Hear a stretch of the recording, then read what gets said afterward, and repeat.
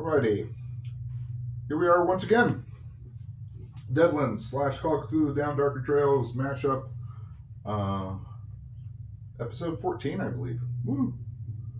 And we are going to start in town while we wait for Vance to get some computer stuff worked out. So, in the town of Coldwater, we have the doctor, we have Walter, we have Edward. Yep.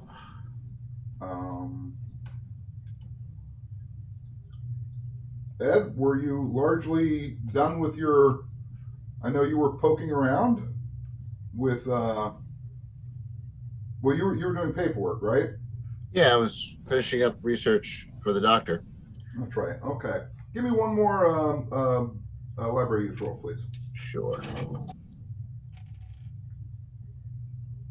25. So that's, since my library is very, very high, that's pretty good. Yeah. All right. Not quite a hard difficulty, but. Let's see. All right. Let me send you some stuff here.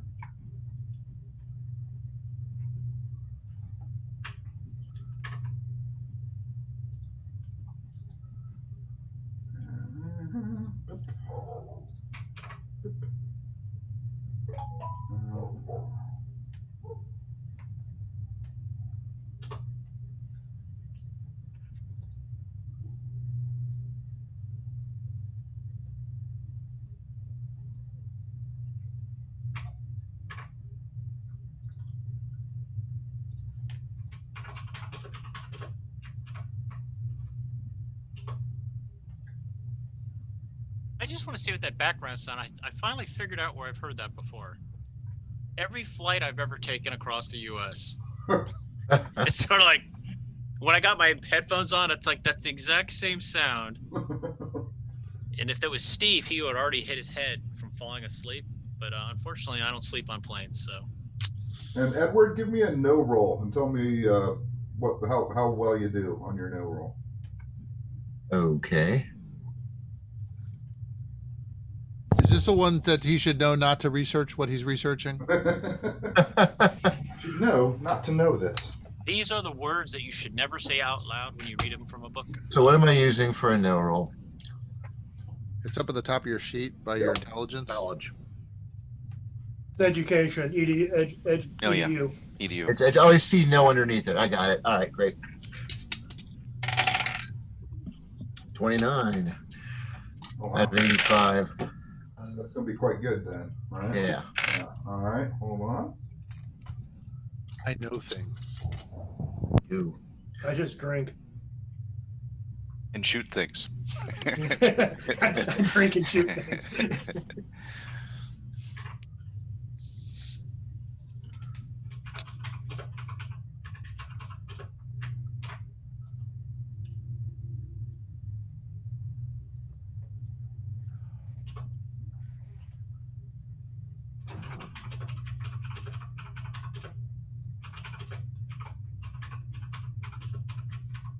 And yeah, sorry for the delay of my appearance this evening.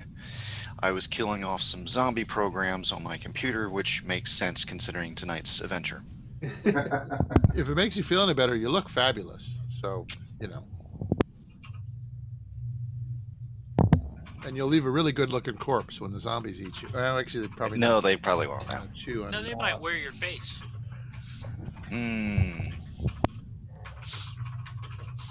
Well, then they'll look good. Exactly.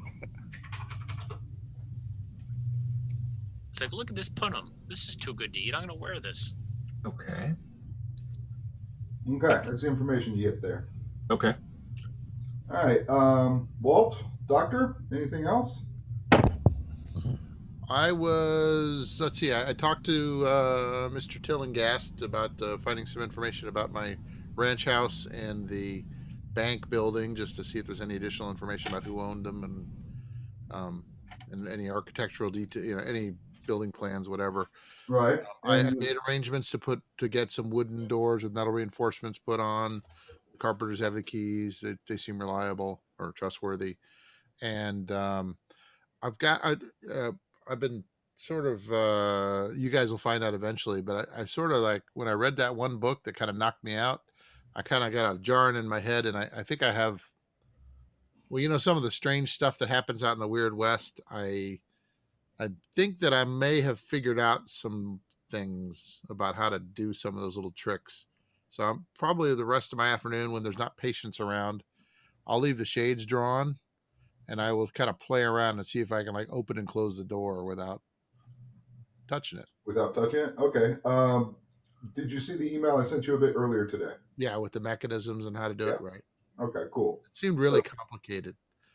My knowledge of Cthulhu is, hey, I want to do this thing. It's like, what do you want to do? I want to punch him in the face. Okay, roll whatever.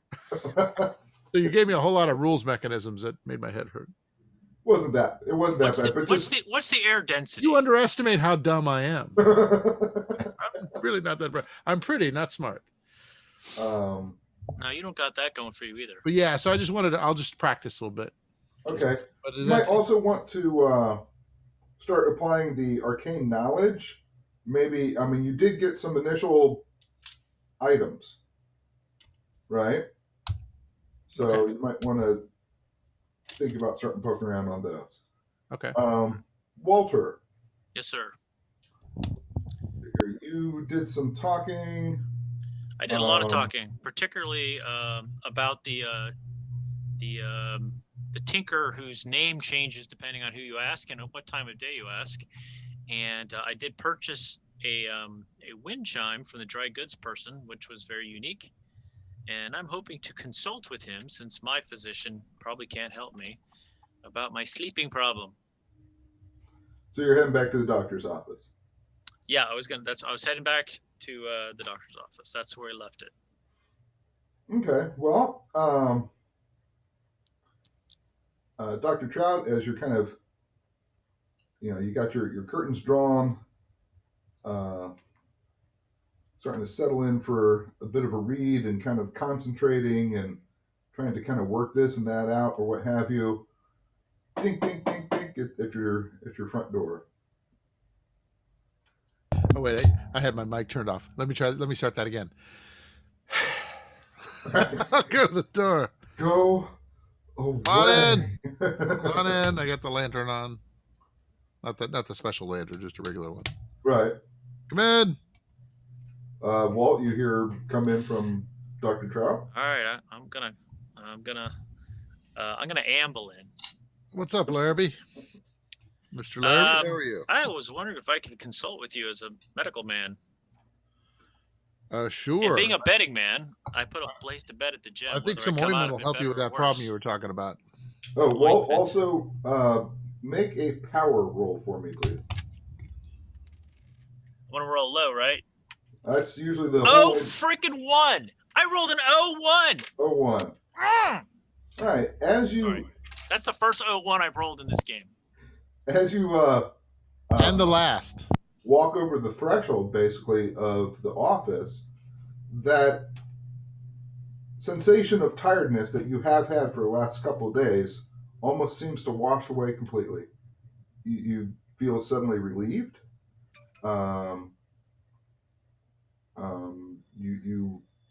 That pallor that you've had for about 2 days now.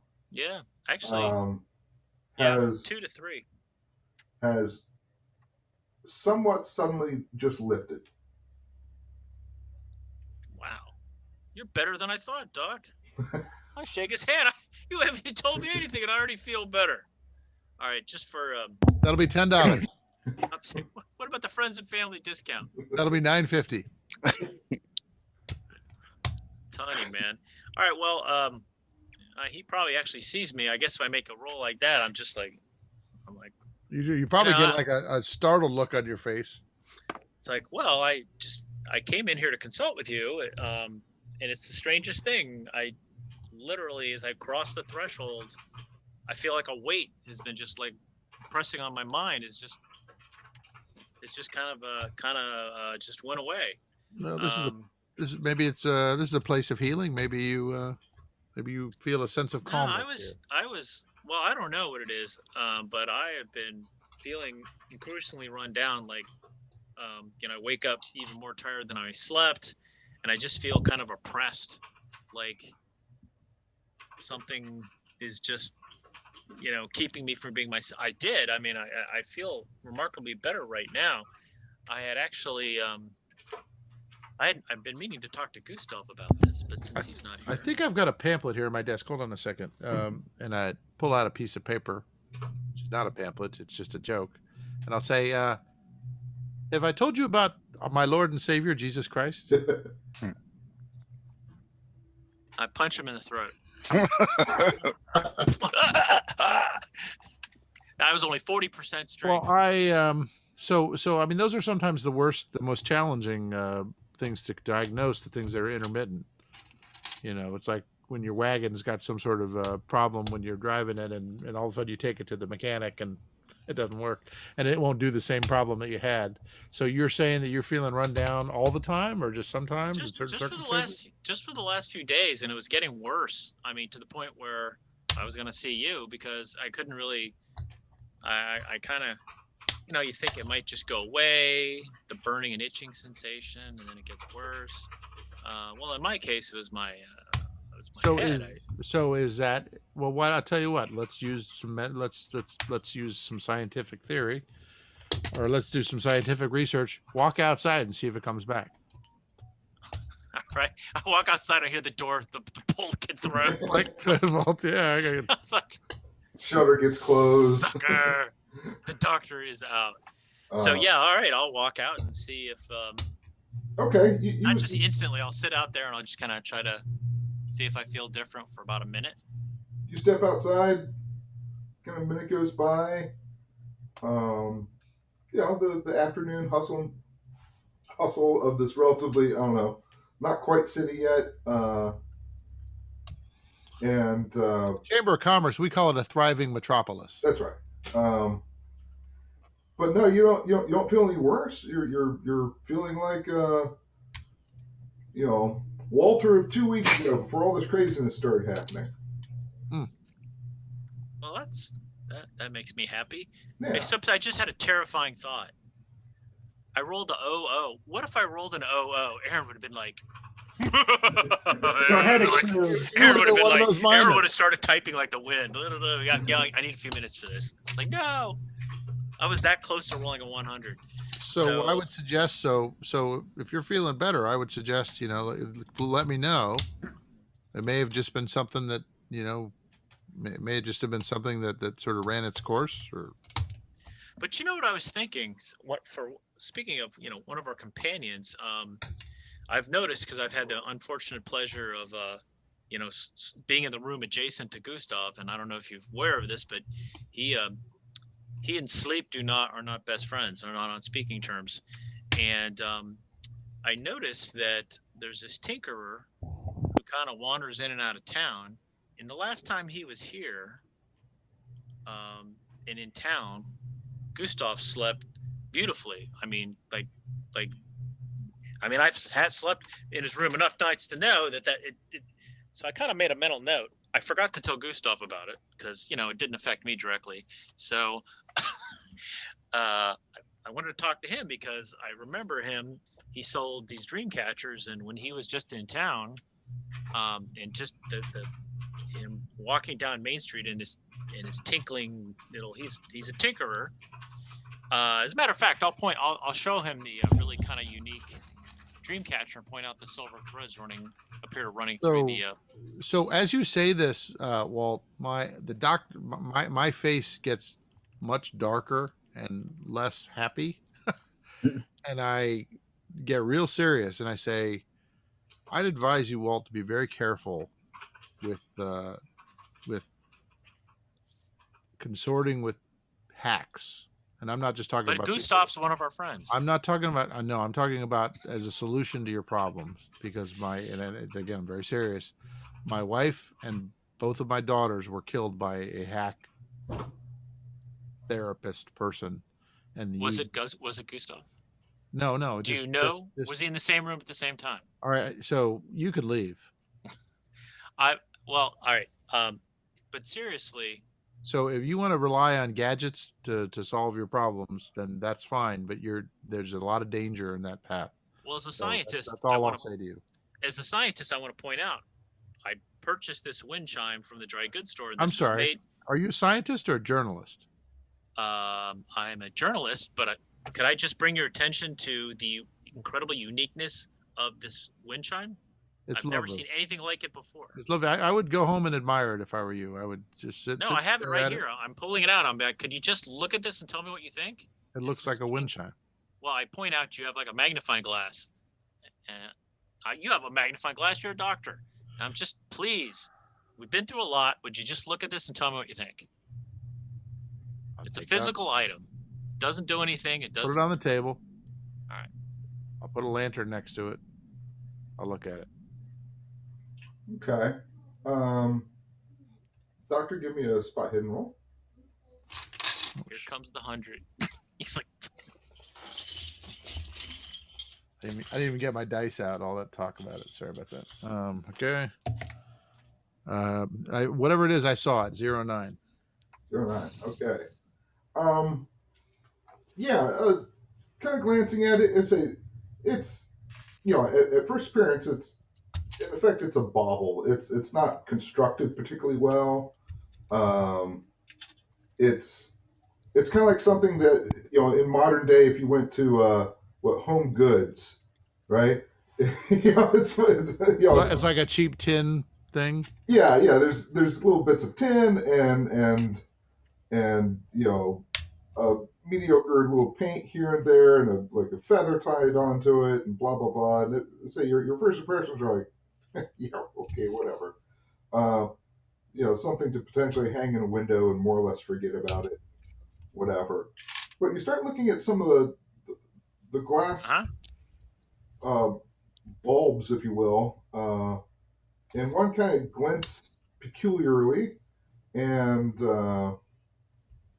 you grab a magnifying glass, and you do see within one of the glass bulbs, you see 3 small threads of silver, or at least something silvery, I should say, that is was cast or somehow is part of the glass, floating inside, much like an insect within amber kind of a thing.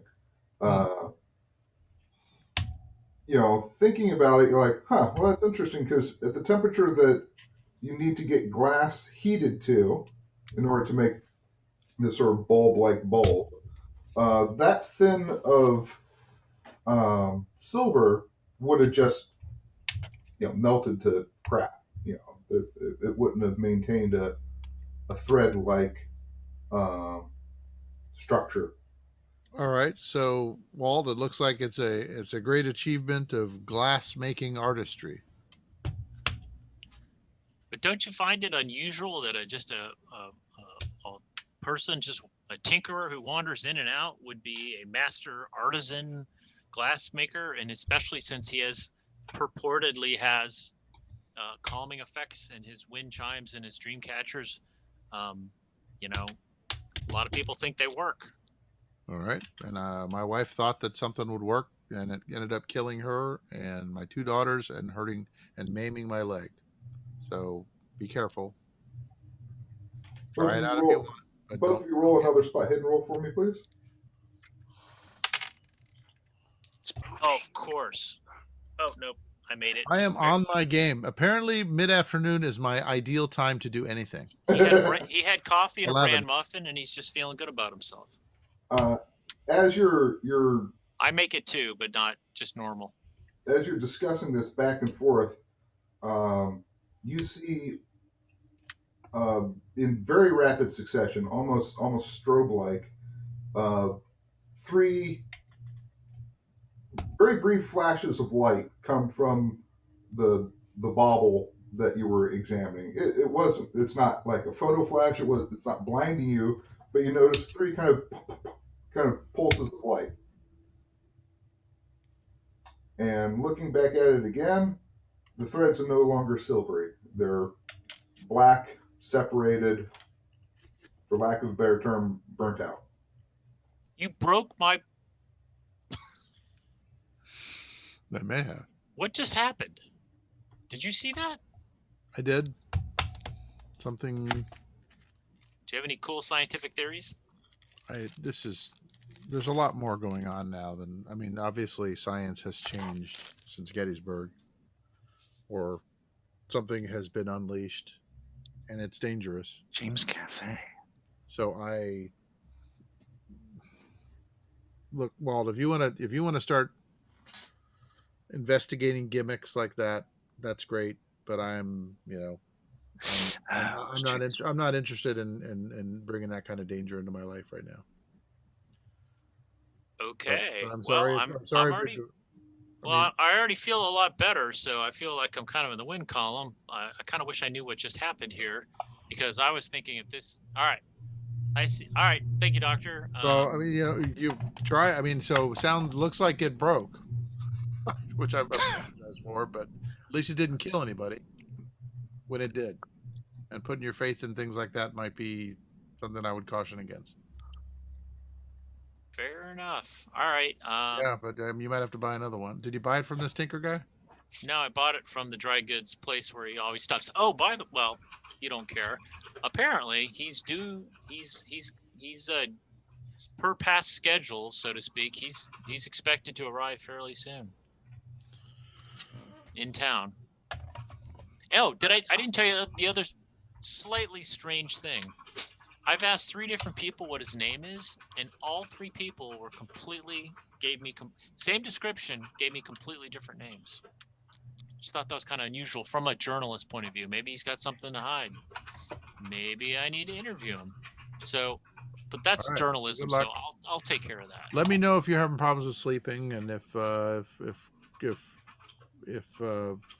Gustav needs any help with something to help him sleep, I can give him some sort of sedative if that will help.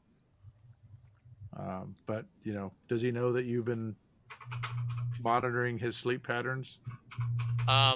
Would he be happy to hear that? Every time I stand over the end of his bed, he hasn't woken up, and I sing him a soothing melody, and he seems to like it. All right. He likes when I stroke his temples. He gives me a soft kiss. I give him a soft kitty. Just be careful. I will do this. I mean, he seems like a harmless person. Everyone says he's a very gentle soul, just a little odd. So there's a lot of that going around. Yeah, and I'm gonna do it. I'm gonna do it in broad daylight in the town. But I'm so happy. I'm feeling better. I think I'm gonna do some writing. All right, so I will. I'll shake his hand, and I will. So what time of day is it? Was mid-afternoon. Yeah, it's about 4 o'clock. I've got I've got plans. Oh, who's in town? Is it just you, me, and me right now, and then Ed?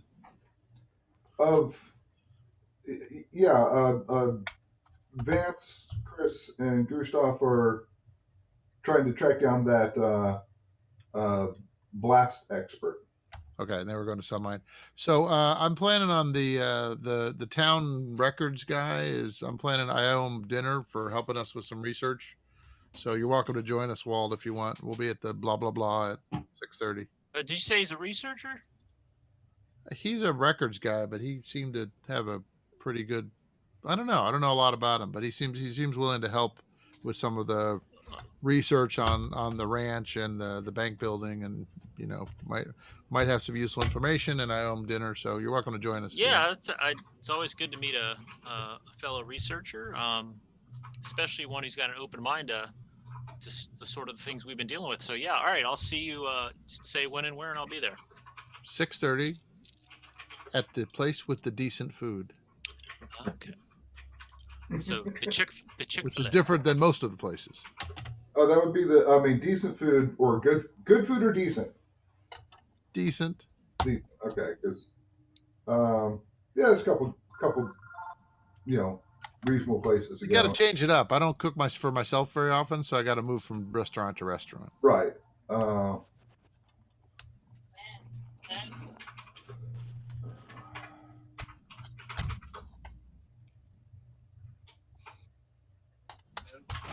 Okay.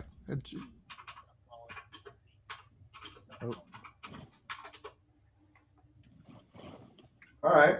So it does occur to you, Walter, that you also kind of had previous sort of dinner plans with Mr. Stone, the gravedigger. Oh shit. Does that occur to me before I leave? Give me a dumb luck roll. 10. Is it wrong that every time you say that, I may want to make a comment about him being dumb? Nope. I imagine it won't be funny after a while, but it's still funny. He's dumb. Okay. You rolled a 10, so yeah, you definitely like. Oh, hold on. Tell you what, maybe I'm working an angle, and I kind of have dinner / drinking plans. So I'll try to get by there later. If you stick around, I'll see if I can come by. I might be a little liquored up already, but this is kind of a lead, and I want to see if it goes somewhere. So Sure. I look forward to meeting him. So I'll try to make it. If I don't see him, I definitely want to meet this man. Okay. All right. So if I don't see you, hope you have a good dinner. And sorry, I should write these things down. You're dining at the Grand Hotel tonight, by the way. Okie doke. Pretty decent food there. All right. And then, like I said, if I don't have patience, I will continue to tinker around. Do I need to burn up luck? Well, how much luck do we get per day? It's If not you per day. use luck, right? As I say, you try to roll to fail, kind of like upgrading a skill, and if you succeed in failing, right, you get back. I want to say 2d10 plus 10. Okay. So what I'll do is I will, because you said that if I want to do hexing, like spell casting, I guess, I got to use luck to do it. It consumes 5 points of luck when you try. Okay. So my intention is to play around with this, kind of tease around, see if I can get the door to move, practice, but not exhaust myself. What specific hex are you using? I'm just trying to move the door, to open the door and shut the door without me having to touch it or being close to it. So pull up the old Deadlands PDF, right, and look at page 158 to 162, and Okay. you'll see which hexes you have that you can pick one from. Okay. And all right. once you pick that one, you're locked in on that one until your brain starts getting a little bit better at stuff, and Okay. then you can open up more. All right, I'll start. But what I'm saying is just during the afternoon, I will burn 20 luck practicing. Okay. You know, Okay. Cool. And without going into too many and making a bunch of die rolls, I'm just going to keep. And yeah, like you said, I'll see which one comes most naturally to me. Okay. Fair enough. All right. Yeah. So take a look and see what tickles your fancy. Okay. So and we fade to a bit further west. And if I last recall, Vance, you were off your horse with a couple of very unpleasant looking people trying to get your attention in the worst way. Yes. And Vance, Gustav, you're still on your horse, right? Kind of near the entrance to the mine. Yeah, that's where we're both. Because That's where both Gustav and I were. Oh, you're right. That's right. You were. Okay. So let me second content this. Boop. There we go. All right. So, Gustav, you're in purple. Near the campfire. Here, can you see my cursor at all? No. No. Okay. No. All right. So near square center, that's you, Gustav. Okay. You've been heading out west to go to the two miners that evidently have some pretty good experience with, blasting hard rock. And for whatever reason, it was decided to go the quicker, though quote unquote considerably more dangerous way. And you were following a map drawn in effect on a napkin by Dan, Al's right hand person. Maybe not the most accurate map. Had notations on like look for this. Take the left trail at the rock that looks like a horse's head, that kind of a thing, right? And coming around a corner, you came across a tent set up, 2 horses dead on the ground. Well, one's dead on the ground, the other one's still caught up in the harness of a wagon. And you heard some moans and groans and such. And Vance kind of circled around to the back of the wagon to see if he could help whomever. And the moans turned into sort of more disturbing moans, I guess you could say. That Or was howls in the disturbing. night, even. I'll be right back. Oh, okay. Well, let's start off with Vance. So Vance, you let's see if we can't.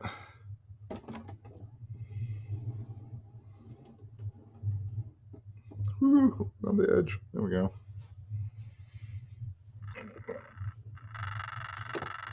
Your horse fell down. Oh, there's the one that came out. Okay. Yeah. Originally, Yeah. we could not see the one that came out because of the thing was in the way. So that's pretty close. No, that's good. That's good. All right. So that's kind of the setup. Let's see here. If I recall, both Gustav and Chris, you guys basically fired a bunch of rounds into the emerging figures To no effect. with no immediate apparent effect. By the way, that's bad. Yeah. So No shit. they shuffle more. They don't seem particularly fast. So they've done their movement. So 2 of them have come out of the mouth of what appears to be a relatively new mine. A new mine means maybe a year old. It looks like it's got some fairly decent work because it's got some timber work and such like that. But as far as the camp setup goes, you do see a little further to the west, there is another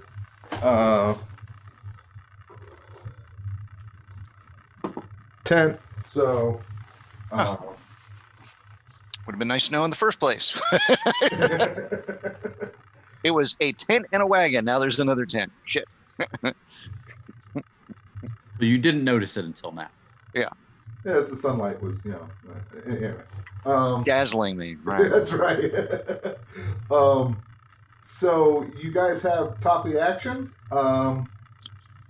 Quick fire, tell me what are you going to do? I'm going to shoot the one because it doesn't look healthy. Doesn't look like a healthy human. True. And I'm having flashbacks to when a man that I killed decided to get up and attack me again. Oh, that's true. And I finished him by putting a round in his skull. In the skull. Okay. Is that your intent? That is my intent. All right. All shots will be headshots, so I need at least a hard success, right? Yes. For your aim shot. So go ahead and roll. You know what my skill is. Oh, 41. That's pretty good. A 13. Wow. Okay.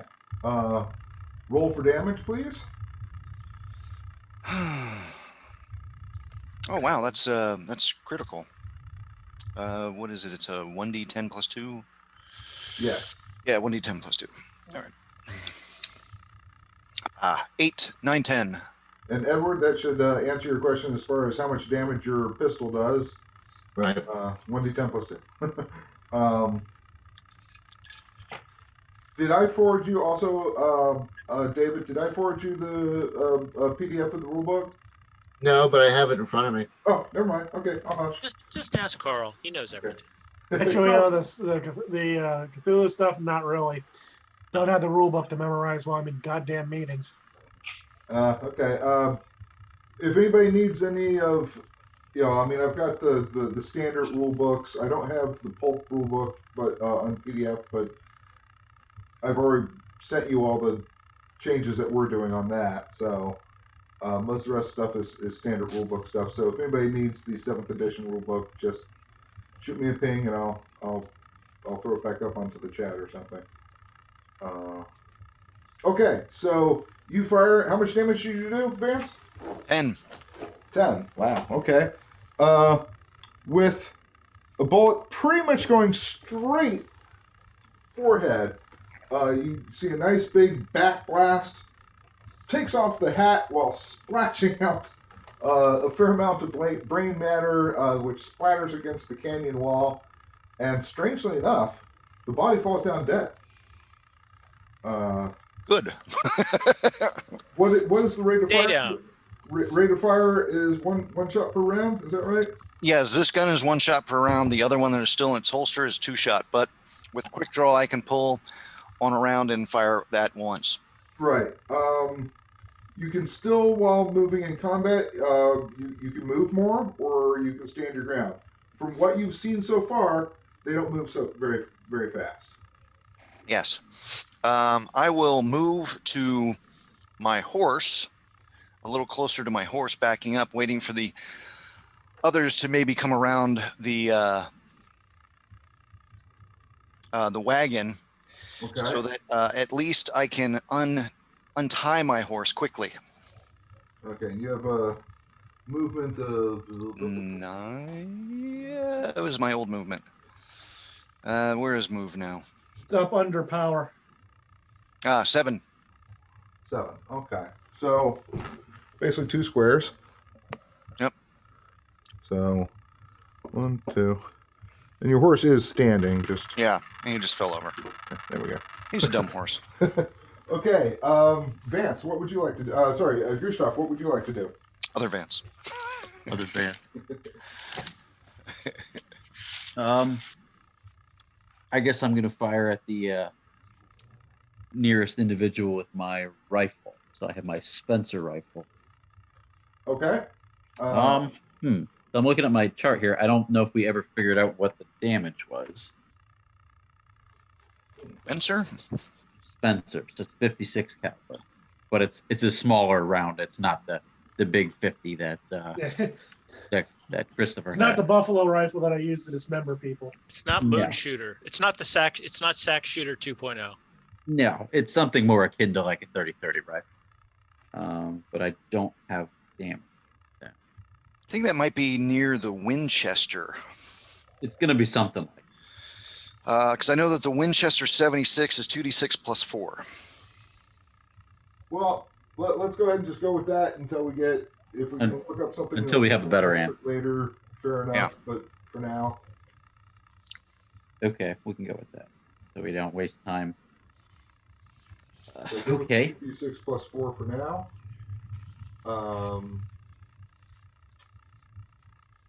Let's see. 1 second.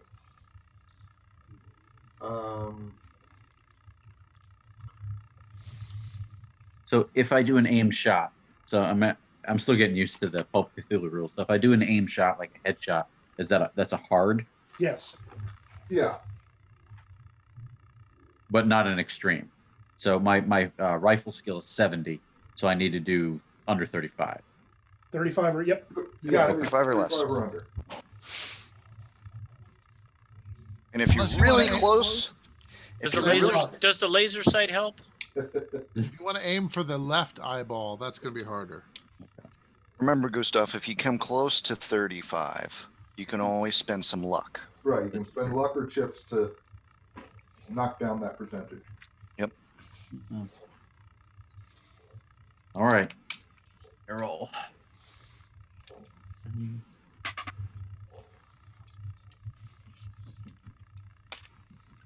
Okay, looks like we'll spend some luck. So I got 41, not bad. So I am going to Spend 6 points. Yeah, six expenditure is not. That's cheap. That's cheap. Yeah, that's pretty inexpensive. So, all right. So let's see here. 2d6 plus 4 is your damage roll. So roll that.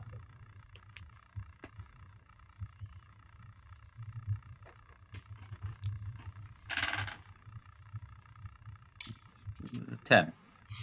10. Okay. Jeez. Okay. Um,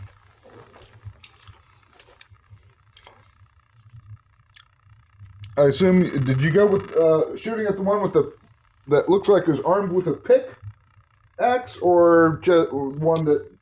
It was whichever one was closest to me. All right. Technically, this guy. Similar. Since you're facing right down the mine there. Really, echoing, sort of a blam, blam, blam, blam, blam. And this guy just crumples to the ground again, head pretty much disintegrating. Lots of gore coming out. It occurs to you a little bit that you've seen head wounds, and you've even seen people's brain matter get blasted out. Something's off on the color of the brain matter, but So I'm picking up some from context that these might be harrowed. Just maybe. I don't know. yeah. Well, there's Just a a guess. difference between undead and Herald in this game. Oh, okay. Herald is more like the difference between a zombie and a revenant, or Okay. So, Jesus, yeah, we don't want revenants. It's about motivation. yeah. These guys seem more driven just by sort of brutal, I'm attacking you. There doesn't seem to be any intellect in the eyes. Animus. Let's see, a rate of fire of your weapon is, I assume, 1. I don't have it down, but I'm going to assume it's 1. It's a Let's lever just assume action. 1, right? And that is an ugly kid. Is there any movement that you would like to do? You can move, in effect, 2 squares.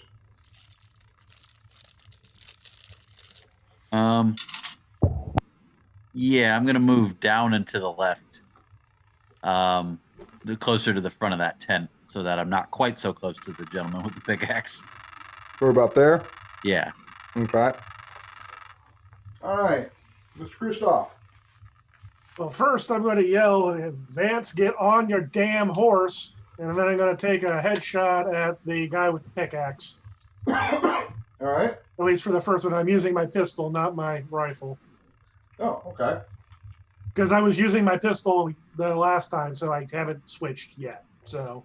Well, that's true. I assume any special rounds that might be in any weapons have been removed. This is just straight. This is just straight ammo. Yeah. Okay, fair enough. 8.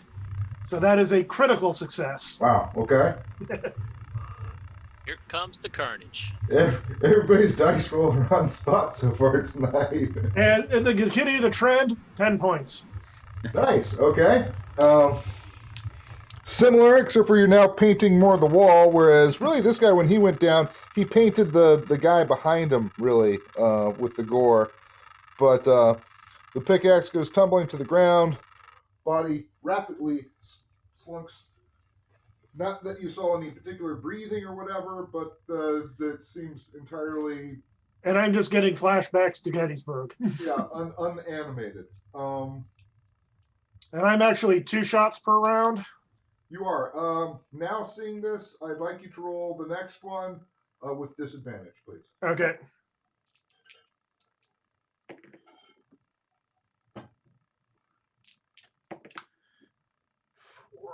So the worst one was 40. So I'm going to spend 5 luck points to get it down to 35. Okay. You guys are on the honor system concerning your luck point usage. I'm not going to constantly be tweaking the character sheet on luck points. So. Okay. So go ahead and roll your damage.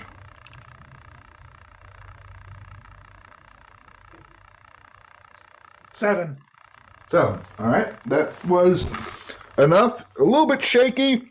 Maybe not the the most clean shot that you were hoping for, but it does seem to fall to the ground. On their move,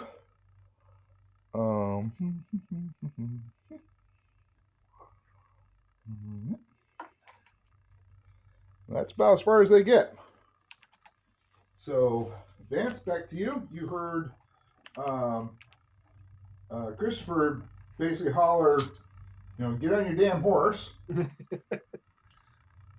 What would you like to do? I will say, clear the field and release that other horse.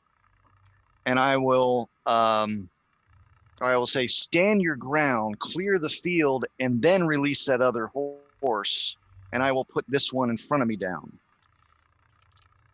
Okay. I don't say I will put this one in front of me down. I stop it.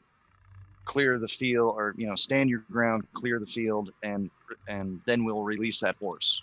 Well, the only horses that are alive are the horses you rode in on, and probably one really black messed up one somewhere up on the canyon, somewhere not too far. Oh, I thought you said that one of these horses was dead. The other both are one dead. was. Oh, they're both dead. Yeah, Yeah. they're both dead. The other All right, then one's forget the other. Release the horse. Yeah, the other It one was just sort of hanging dead in the harness. It just Yeah. wasn't tipped over. I will spend 8 luck points to be able to hit. Okay. But that's why they're getting all their luck. They're just spending luck like it's coming out of a bottle. That's what it's for. Yeah. Yeah. All right. Let's see if this one treats me nice. Roll them dice. 5 points. 5 points. Okay, bullet hits the head, taking off part of its scalp, but it kind of lurches and then continues to stumble forward. Matter of fact, it seems to get a little bit of a movement burst out of that. Lighter. You blow part of his head off, and it just gets more. It wants to get you even worse. Seems like it that's got a rough. little more angry at you, basically. You made it mad. You shot me. You shot me right in the head. In that case, Now it's personal. I paid good money for that toupee. The remainder movement, I will go ahead and take a step backward. Take steps backward, kind of favoring the left-hand side to draw him towards me and away from my horse. Okay. During that, I will also draw my second gun. Okay. And you're what? Quick draw. So Yeah. is that a roll or is that just a? How are you? No, there's really no roll for it. It was one of the skills. Okay, fair enough. So that's just an innate ability in effect. Yeah, it was this one of the skills that I kept. One of the talents. Okay. Moving over to Gustav.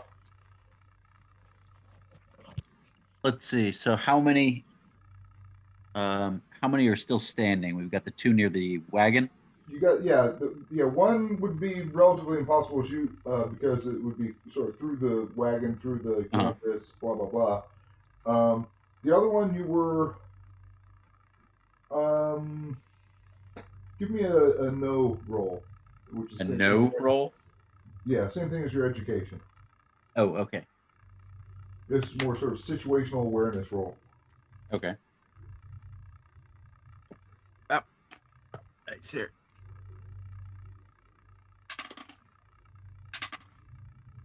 Uh, 23 out of 60. So that's No a problem hard at all. success. Yeah, so you are aware of the lack of a better term, zombie that is coming up on the left-hand side of the wagon. So you can move and shoot. You can shoot and move. The options are up to you insofar as which to do first. The only thing I'm gonna move into a better alignment with him, and then I'm gonna shoot. Okay. So you kind of crest the corner a bit. Yep. Okay. Call it 20 feet. So I don't think you are any range issues. Nope. No, I don't think so. So go ahead and roll.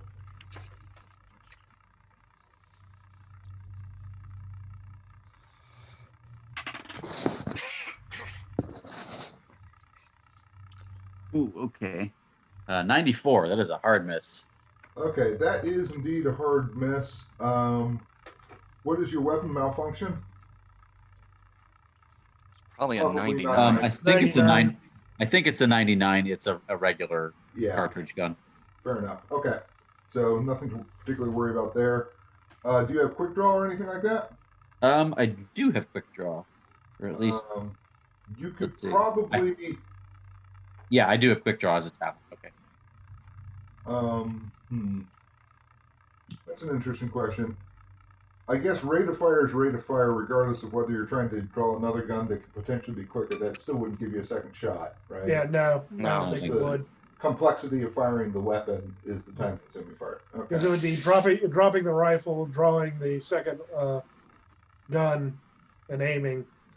Right. Yeah. I think you could get get it ready for next turn to fire, but not on this turn. Just Yeah. my thoughts. The only good thing about the quick draw is it allows you to draw the weapon at the beginning of the round and fire. Right. But if you're, if you already have if you have nothing in hand, it's being able to draw and fire in the same round. Right. But at the end of the round, you can only pull. Yeah. Okay. Alright, well, So stick with it, I guess. you use your movement. You use your action. Yep. That's your turn.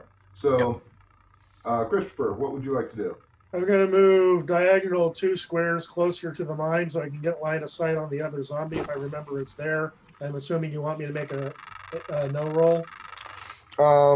I think, yeah, just to make sure you don't hideously fail. I mean, you figure, that good Yeah, job. 68 out of 75, so I didn't hideously fail. Okay, yeah. So you understand.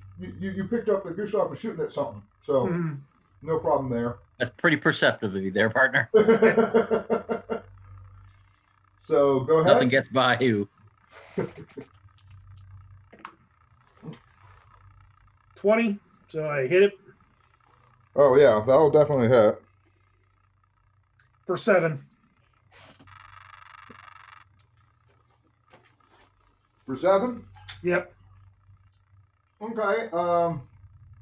Although there's no writing on the side of the canvas of the wagon, There is now. there's now kind of a cute little red paisley. I think I'll start a company based on that. I'll call it Purina. Yeah, it's sort of a checkerboard. And that one goes down. Their move, or its move. 1, 2, 3. It was pissed. Well, actually, their speed increases if they get wounded without being put down. So it is going to attempt to grapple you. So Okay. you have some options. You can dodge. You can Thrust and parry. brawl back. A dodge. Or you can basically kind of try to scoot out of the way, which is more of an acrobatics-y kind of thing. I would probably have to do the. I've got a pistol in both hands. Well, you won't have range problems. Yeah, so fighting back, it would be me hitting him with pistols. Right. In effect, if you're fighting back on the struggle roll, you would lose a quote unquote tie. Right. Yeah. The advantage of dodge is that you win a tie. Yeah, I think I will go for the dodge. Okay, fair enough. Frankly, its brawl isn't very good because Oh, good. I got a 17 out of 50. it's a zombie. Yeah. Okay. You easily Sidestep out- the. out sort of name, kind of thing. You can, it does occur to you that in a large group or even a medium-sized group, this would be horrible. Yes. Absolutely horrible. I But can speak to that. you could probably handle this quite a while without being too particularly worried about getting, whatever. Until he became complacent. That's right. Don't forget to check off your dodge skill, though. Oh, yeah. Good point.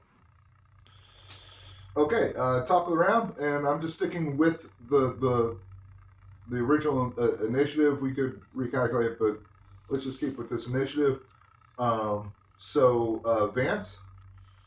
First gun you're- is a miss because I'm too damn close. The second gun is a hit. Okay, yeah, that's what it is. You are at point blank, which actually makes it a little bit more difficult with the handgun. Yeah. So your first shot, you were dodging and weaving and kind of wham and kind of tried to do that little gangster style. What am I doing? You fire off the other shot, and what did you get as far as the hit goes? I got 5 points. 5 points. Okay, you land fairly close. Your bullet lands fairly close again in the head, near where you had clipped it before, and it seems that between the two, the skull had been sufficiently weakened from the first blow, where the second one, in effect, kind of does the full top of the head decapitation. Just it shatters. It's not just a back blowout. It is sort of from the eyebrow up. Just it loses its entire skull and falls down to the ground.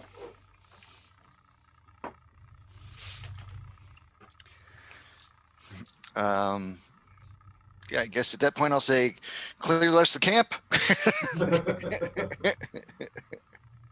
Did we hear any more moaning coming from either of the tents or the mine? All three of you, please give me a listen roll.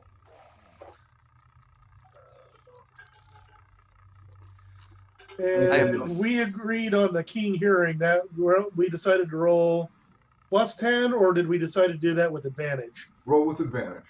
Oh, good. Oh, wait, I have keen sight, don't I? Yeah, I kept keen sight. Yeah, I kept keen sight. Yeah. The gun was too much for me. Oh, yeah, it was kind of noisy. Yeah, it's kind of noisy. Backpedaling, so the guns were perhaps a little close to you. The last 2 shots were a little loud, a little close to my head, having to pull back some. All right, I got a extreme success. I rolled that an 8 out of 35. And I just got a hard success. Jeez Louise. Okay, again, for those successful, don't forget to check off those skills. Next time we gather, we'll do an improvement session. An improvement session, yeah. So after sort of the echoes, if you will, of the gun blasts finish going out throughout the canyon, sort of a pow, pow, pow, pow. A little dust. Horses are a little uncomfortable, making a little bit of noise. But otherwise, those moanings that you heard initially, you're not hearing that or, frankly, much of anything else. It's back to being a very quiet marathon. The only thing you can kind of hear, just ever so slightly, is the remainders of those fire embers that Gustav is virtually stepping on right now. And you can hear, the occasional little, as those embers are dying out. But outside of that, it's quiet. This is something I never expected to see again in my life, and frankly, I don't like it. I'll look over the body that's laying before me, trying to see, besides the bullet wounds to the head, are there any other telltale signs like a slit neck, a slit throat, damage, blood smears to the body? Right. Obviously, you can't examine anything that was eyebrow or higher because that portion is gone. Yep. So with what remains of the body, holster the weapons, get down on a knee, open up the shirt, open up the jacket, the shirt. Why don't you give me a first aid? Yeah. Medical would be better, so give me a first aid with disadvantage. Yeah, well, I don't have medicine, so. Well, you do at a whopping 1. Yeah. Chances are, let's see, what is my medicine? First aid is a 40. Okay. And well, that would be a 60. So no. No. Okay, fair enough. The only thing that you kind of get out of it is that outside of the slight sort of greenish pallor and a bit of for lack of a better term, dead body bouquet. Not terribly strong though. This person has not been dead long the first time round. It certainly hasn't been dead long the second time around because you just took it down the second time. But Right. You don't get the impression that this is you've certainly seen corpses that are around 24 hours old. This would you feel fit to be around in that time frame, but that's not all you get out of it. Did the body shit its drawers? Yes, it is soil. Okay. You really wanted to check? Let's see here. Christopher and Gustav, you're still on your horsebacks. I'll dismount, reload, and holster. Okay. Gustav, do you want to stay mounted or? Dismount. I want to check out the tent that you can't see me pointing. I'm pointing to the screen like you can see. Right there. The entrance to the tent next to me. I'd like to brush open the flap and very carefully take a peek inside. Okay. Worthy to note, the flap is on the other side, so. I can't get through there. Well, if you have a knife, you can. Knife, you pretty. It's just a canvas tent. Let's knife it. Okay. And you, so you dismount and basically give the, sort of the Friday the 13th Freddy Krueger treatment of tearing open a canvas tent. Oh no, I guess that wouldn't. Who would that be? Chris Blake. Jason. Jason would be tearing open a defenseless tent. That's right. Roll to hit the tent. And inside, at least at first casual glance, you've seen 100 setups like this in the past. There's appears to be 3 sets of, in effect, bedrolls, sort of, knickknacks, sort of 3 sets of bags. Basically, this is, without digging in deep, this is where 3 people would typically bed down for the night. So nothing of particular interest or value. Just, Unless you decide to spend, 10 minutes digging around. Sure. Which is what a spot hidden is. I don't think we're there yet. We can dig through it later if we want to. I think we're just got to focus on our priorities here. Okay, Christoph, you're done reloading your weapons and you're off your horse. What would you like to do? Vance, you okay? Yeah, I'm fine. It strikes me that these boys ain't been dead very long. Yeah, well, they're dead again. Again, something I never expected to see again or hope to see again in my life. Bring back some not pleasant memories. I think we probably should, just to be on the safe side, commit these bodies to the flame just to make sure that they, stay dead again. That's fine. That's fine. I'm more concerned in exactly what caused their death, because it looked like they all kind of went around the same time, and I'm thinking it's either something they ate or perhaps it might have been something that they drank. It was the you got some that are coming out of the mine, and you got the others that were, here in the tent. You had one in the wagon. He could have been the cookie. And you had, 2 coming out of a tent, and it looked like you have some boys that came out of the mine. So it looks like they were working shifts, and they all kind of died the same time. I'm wondering if it was a meal that they ate, and it killed them all. I don't know rightly sure, and I'm no doctor, so I'm not going to be any use of figuring that out. Have you looked in the wagon yet to see what's there? No, I'm about to do that next, and I think if you boys search those tents and try to see if you can, look around for alcohol bottles or leftover plates, maybe. Let's try to figure out what came and killed these boys. So You're that far more inquisitive than I. it doesn't come back and bite us in the rumpus. At this point, they're not planning on eating anything that they had. So. Oh no. As far as I care, after we search, we can probably just load the bodies into the wagon and light the wagon up. That's kind of my thought. Makes sense. I'll start meandering over to the other tent. Gustav, if you don't mind, why don't you search the tent closest to us and see what we can see? Okay. All right. I will search the. Ooh, nice. Yeah, everybody give me a spot hidden roll for their respective locales. I have a hard success, a 26 out of 73. That's a straight success. Okay. I have a 17 out of 45. So 17 out of 45. Okay.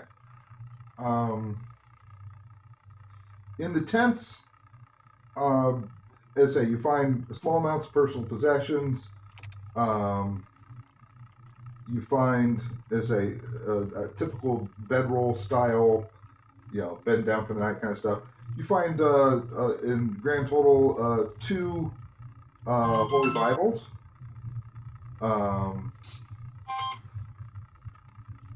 But insofar as you also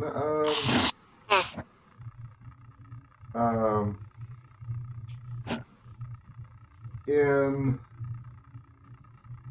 the tent that Christoph's you're in, you also find some cooking implements.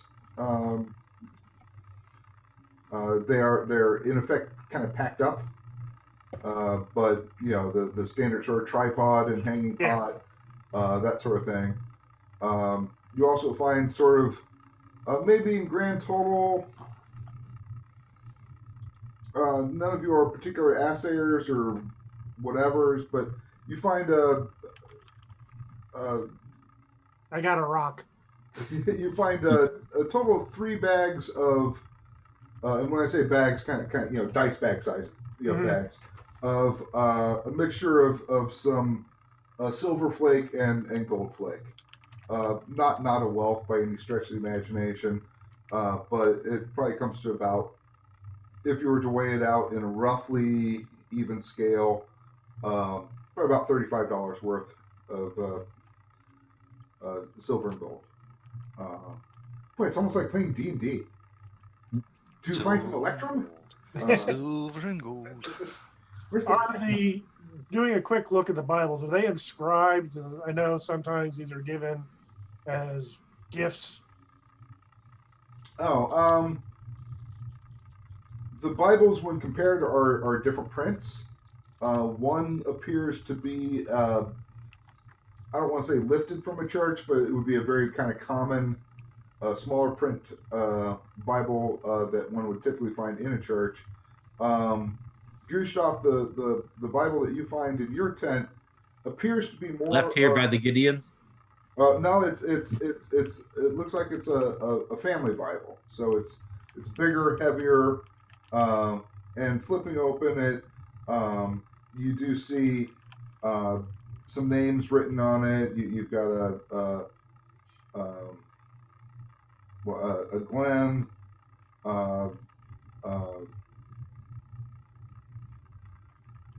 The signatures, it's signature, and it's kind of a shitty signature works, but it does have some writing. Maybe in some better light, you'd be able to pick out some names, but it's a family lineage of several generations, but not this isn't the 10th century Bible which has 60 family tree plot lines going through it, but somebody 50, 60 years ago spent a fair amount of money to at least start establishing a family Bible.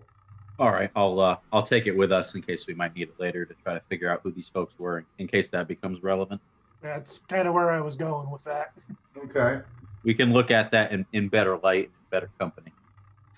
And finally, Vance, looking in the wagon, this appears to be where most of the, relative speaking, mining equipment would be. There are ropes, lots of pitons, replacement pickaxes, replacement handles, replacement heads to picks, a fair amount of candles, some oil, lanterns, shovels, and Oil we can use for the burning. you also notice some panhandling or river pan Panning supplies. panning supplies, not panhandling supplies. That'd be a cardboard sign. Yeah. Recently dead, want brains. Right. Maybe a squeegee. Will work for brain. God bless. But outside of that, and significantly a fair amount of food supplies, and in your guesstimation, just from where the food is sort of set up, how much space has been devoted to it, it looks like they were probably outfitted. You think that it's probably a solid month's worth of food, and maybe a week has been consumed. Hmm.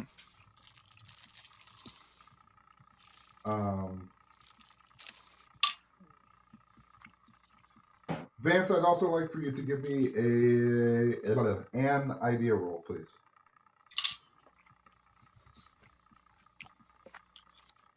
Not a problem. Okay. Do you do better than 40 or? I did a 0-4 Wow. Okay. on an idea of 80. 80. Right. Okay. Good God. It occurs to you that if the initial round of deaths were due to food, it would be peculiar that the horses ate the same food. Having said that, though, you have yet to examine the horses. Perhaps the miners killed the horses for some reason. You don't know. But there's no barrels of water. Oh, well, that would be part of just sort of the food supplies. There's Okay. some relatively thin beers and a barrel of water. Okay. Yeah, all right. I'll grab the oils on the way out and bring the oils out and say, well, this is full of mining equipment. We might not want to burn it, but we could put all the piles on top of the horses and burn them that way. We got some oil for it. And I'll walk over and I'll take a look at the horses. Okay. Looking at the horses again, bloated and such. Does it look? Do I see gunshots to the head? Did they put them down? Right. Fair enough.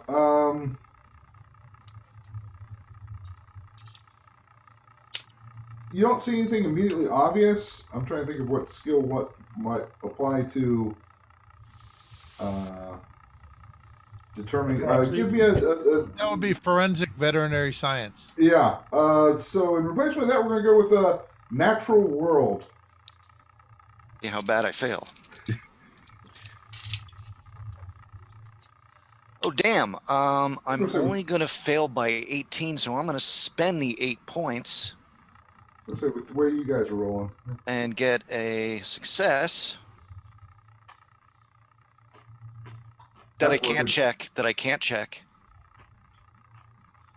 If you spend... Yeah. That's the thing. If you spend luck, do not check that skill if it's the first time you've succeeded. Right. Yeah, you can improve on it later on, but it can't be your first prime mover, if you will. So you got to push your luck to get better. Right. Yeah. You not spend the push. So, the horses again, they you don't see any like pickaxe damage to them, no gunshot wounds or obvious serrations. They are getting kind of bloaty, and the skin does start to separate along straight lines at this point of decomposition. But it's nothing that you haven't seen on just a deer or anything else that's just been dead for a while. Looking around at the bodies that I shot, are any of them armed? Outside of Pickaxes. yeah, pickaxes. I suppose you could say dual purpose. You do find the two that are closest to the wagon that still have most of their heads attached to their bodies. Those two both have 45 Navy revolvers in decent condition, not great, but decent. Are they? I guess are they tucked into waistbands or in holsters? One is on actually a string style, poor man holster kind of thing. It's just sort of a string around, kind of dangling halfway underneath the guy's armpit. The other one is on a holster. All right, I'll cut the cord for the one, and I'll take the holstering gun off of the other. Also, checking pockets for any watches or things that would indicate who they would be. And also for later set. Well, yeah. In grand total, back then, people didn't carry around forms of identification in particular, Well, that's why I was saying watches or rings, something that would identify them. Really, the best I think you're going to get is the Bible and identification. You pull a couple more just in general searches of the bodies in general. The only other particular things of worth is you do between them, you find, a deck of cards that's in decent condition. You find maybe between all 6 of them, maybe about $15 in actual currency. You do notice it's in Confederate currency, CSA currency. And all of them CSA currency. Yeah.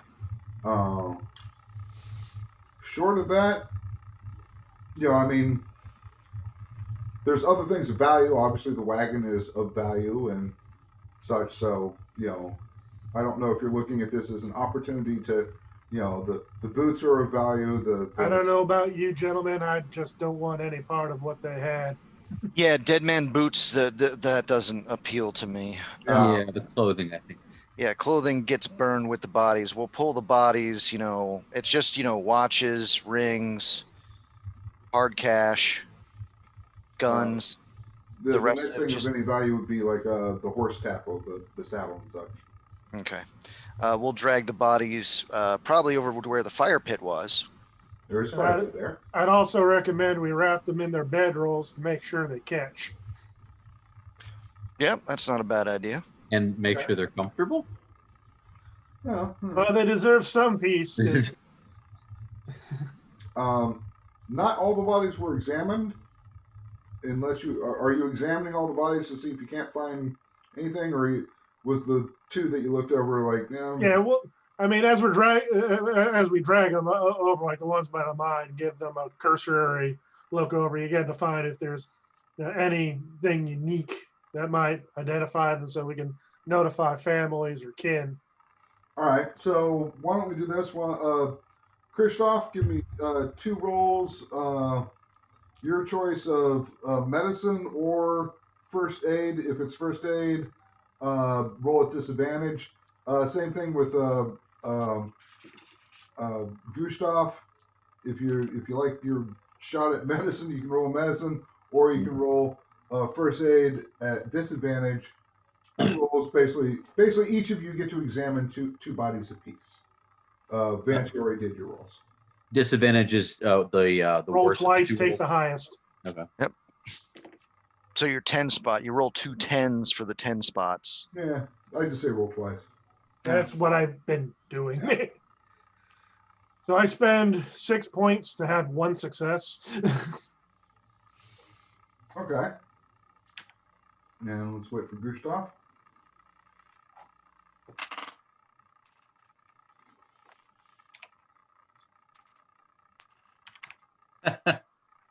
Okay, no, not a success.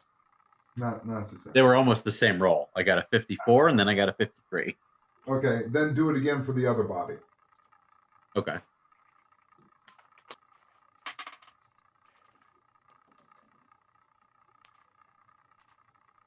Yeah, no dice. No dice. Okay, fair enough.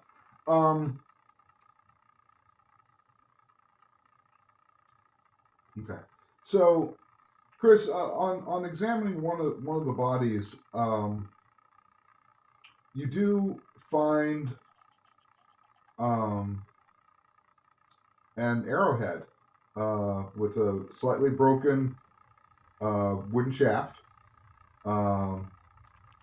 in effect the person's back. So yeah, and this was not like something like you don't get the impression that this arrowhead has been in the person's body for several years and they just kind of left it in there Worked it because it out. would have been too dangerous to remove, kind of thing. So it does look like this person was hit by an arrow. Without doing any further examinations, was the arrowhead poisoned or something along those lines? You don't know. And I don't have those skills, so I wouldn't bother trying anyway. Um, I will mention in advance, hey, this one here looks like he's been shot in the back by an arrow. Arrow? Well, we are kind of, I'm not going to say we're close to the. well, you're not too terribly far to the south, and well, pretty much to the south is the Coyote Free Territories. So, and it's not like to say that all the Indians just raced to the two Indian nations and abandoned the rest of the United States. They're Right. you know. Well, that's interesting. Well, that's definitely a sign of what might have killed them. Don't know what have brought them back, though, just that it happens. Well, I'll look at the.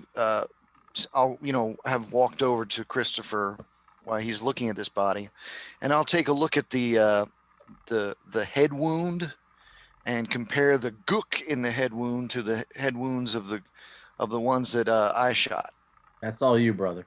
That would be gook. Coloration of the brain matter. What the taste? Yeah, a little. This one's saltier. You poke around, and the consistency is from at least a general observation is the same. It is more discolored than a fresh head explosion. Right. Exactly. No, I was just trying to formulate an assumption that perhaps there was something inside the mine, some sort of powder or something that was aerosol that was in the mine, some sort of chemical that may have caused them to get up again. Unfortunately, I didn't bring my canary, so Yeah, I was gonna say check the canaries. Yeah. Well, I'm not saying we're going to go check the mine. No. Fuck the mine. I think at this point, let's take care of the bodies. Put the and head bodies, back. light them up, and let's head on out. Yeah. Now, All right, correct me if I'm wrong. If we look at this map we were given, wasn't this supposed to be a stream? You're not close to the stream. Well, you haven't come to the stream yet. It does occur to you while you're kind of prepping the body burritos with fuel and such that mines can have poisonous gases in them. Absolutely. It's not just a question of we mined too deep and we're running out of air kind of thing. Or unleashed a Balrog. They can literally noxious gases and such can pop out from fissures or whatever, and wouldn't necessarily kill you in an instant. It's not like phosgene kind of comes out and just but absolutely a possibility that it was just something in the mine. Yeah. But you wrap it up. Let's say you make kind of the bonfire. Do you do anything with the tents or the wagon or anything, or is that going up as well? We can leave. We'll remove the horses from the wagon. Right. And I guess we can move the wagon a little bit further away from the pile of dead. Right. I don't think taking the wagon we need to do is just going to slow us down. Right. No, I'm thinking we just leave it here in case we use it as a bargaining chip with the others, and that way we can come back and with 2 horses. That's not a bad idea, but hitch it up and bring it. But gentlemen, my thoughts are on the way back, we take the long way home. Yeah, the shortcut didn't quite pan out. Moving forest, the dead rising. I think I want a simpler, longer ride home. Well, I don't think these dead are going to get back up again. But I would suggest that we keep an eye to the hills, since there was an arrow, just in case lingering. And as I said earlier, these woods are shifty. Yeah. Who knows what else is hiding in here? I say let's make it on our way, and hopefully let's make like a tree and get the hell out of here. Godforsaken hellhole. All right. Let's continue on. It is getting long in the day as well at this point on your ride. I'm not camping here. So why don't we take a little pause for a bio break, as we're past an hour and a half into this, and I need ice. Maybe well, we were just going for a little bio break there, Doctor. But I know. I've been listening. I did my own bio break. Okay, but when we come back, we will be focusing back on cold water for a short time. You got it. Okay, so be right back. Cool. Well, this is more for my brother Steve. Miriam. All right, so back in Coldwater. It is now evening time, and Walt, I think you agreed roughly around 6 o'clock or so to with the gravedigger. Yes. I think so, and I needed to. He definitely told me that he wanted a certain type of whiskey, but then I said let's talk. But I thought I'm trying to remember if we were gonna eat, if we were gonna meet. So what I'm gonna do is I'm just gonna show up early. I'll bring the whiskey, and I'll show up like 10 minutes early and be like, so I have the liquid food. I've had a really kind of crazy day. Did I offer to take you to dinner? I think I did, didn't I? And then we're gonna come back here and talk. After I say greetings and salutations. Right. Old Pete actually got a kettle with just some beans mystery in it. meat stew. Yeah, maybe a little bit of squirrel or something in there as well. Good Beverly Hillbillies meal of some sort. I forget what Grandma used to make on that show, but whatever. He's just pleased that you brought a bottle of the good whiskey from, I believe he specified, from the Gem. So, well, that's pretty easy. I go there all the time. And he says, "Wow, come on, pull up a chair." All right. And he ladles some of his awesome stew, goulash stew, into a bowl for yourself and for him, and I'll pop up the whiskey and say, "Let it breathe." He takes a quick sort of mouthful or two, but kind of immediately reaches for the bottle, and no shot glasses or anything, just your standard sort of coffee mug, relatively clean, and you can just pour some in there, and he has a mug there for you as well. Great. So, uh,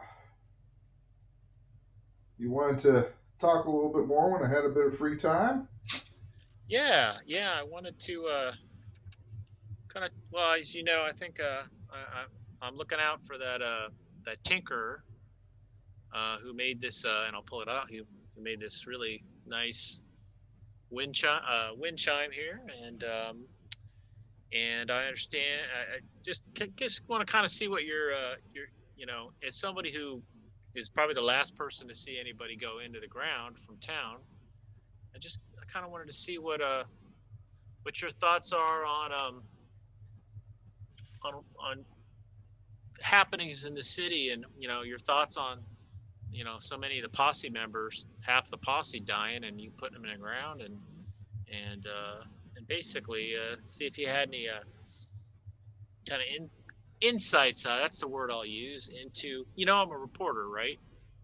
And one of the Yeah, I things know I'm thinking you're. about is potentially. I just had this idea. I actually heard this idea of maybe because I write articles for Dodge and elsewhere, but I was also thinking about maybe starting a periodic, like maybe once a week or once every 2 week kind of newsletter in Coldwater.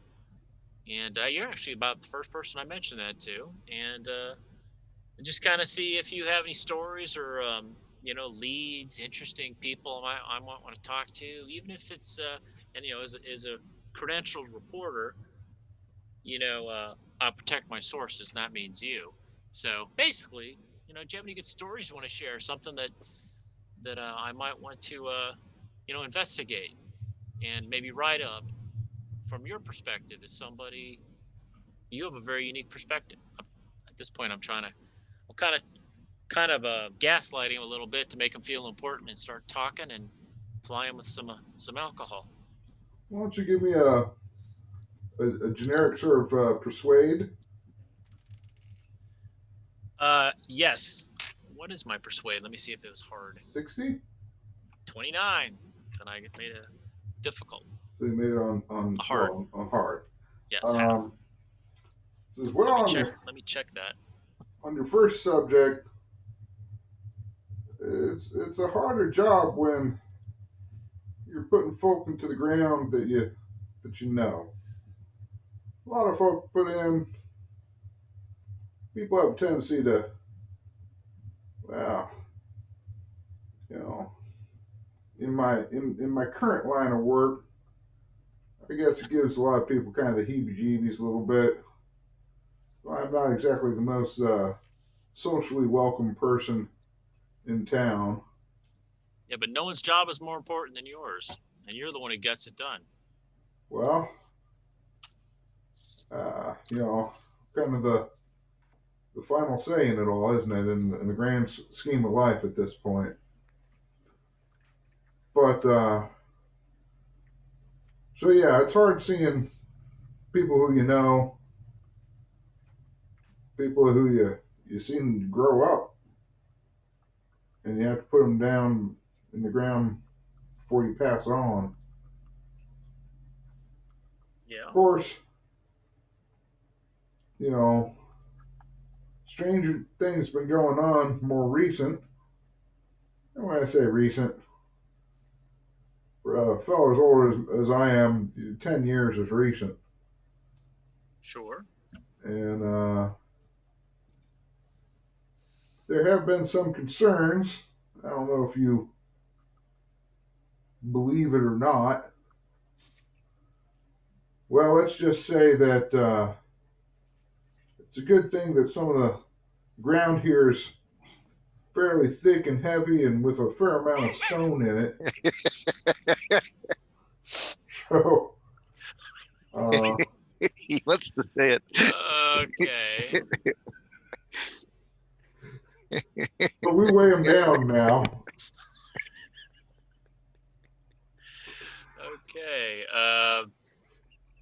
Just keep them. We want to make sure that what we put in the ground stays in the ground. There, I think I got around it. Okay. Are you who else in town would you generally guess feels similar to you about that happening? I imagine most people don't think about it and they don't want to think about it. But, would you say the Undertaker, he's sort of an interesting gentleman. Well, that he is, yeah. He's kind of, and by interesting, I mean, he's kind of strange. And anyway, do you think he feels similar to you do? I mean, does he know what you know about why you want to keep what's buried underground? Well, for me, it's also occupational. It's hard to, if to be honest, if they come back out of the ground, um, it shows that I'm not doing my job very well. Well, I could see how that would reflect poorly on your professional reputation. I've even had to occasionally scare away people in the middle of the night. Never caught up to them. I gotta admit, I'm not as fast and sprightly as I used to be. All right. Trying to dig up the dead. I think they're all under the rumors that loved ones can come back, and they're under the false impression that when they come back, they're like they were beforehand. I gotta imagine if death isn't final, it certainly changes you. Well, death ain't final. Well, well, got it. I got it. But No. See, I don't think you do. you're thinking the Christian concept. well, I am from Baltimore. All right, you're thinking at least what, like the Presbyterian, The Lutheran. Lutheran, Yeah. whatever it might be up there. Yes. I don't know. Baptist. Now you can say what you want, but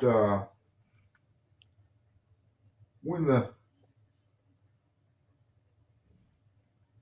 skies are right, clear night, I concentrate sufficient, and I got my little charm here, and he kind of rubs on his shirt, and you can see as he kind of rubs on his shirt that there's an outline of something underneath his shirt. I can actually converse with those who have recently passed on. Oh, is this something that runs in your family, or did something change you and then you could do it all of a sudden, or has it gotten stronger as you got older? Or?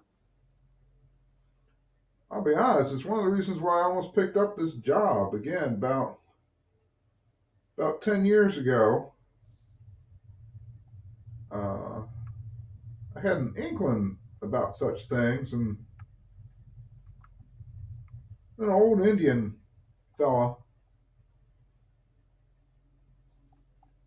kind of gave me a little bit of the tutorial. And ever since there, that's sharpened and cleared my ability to converse. And I gotta admit, I don't do it quite as often as I used to. It's tiring work, but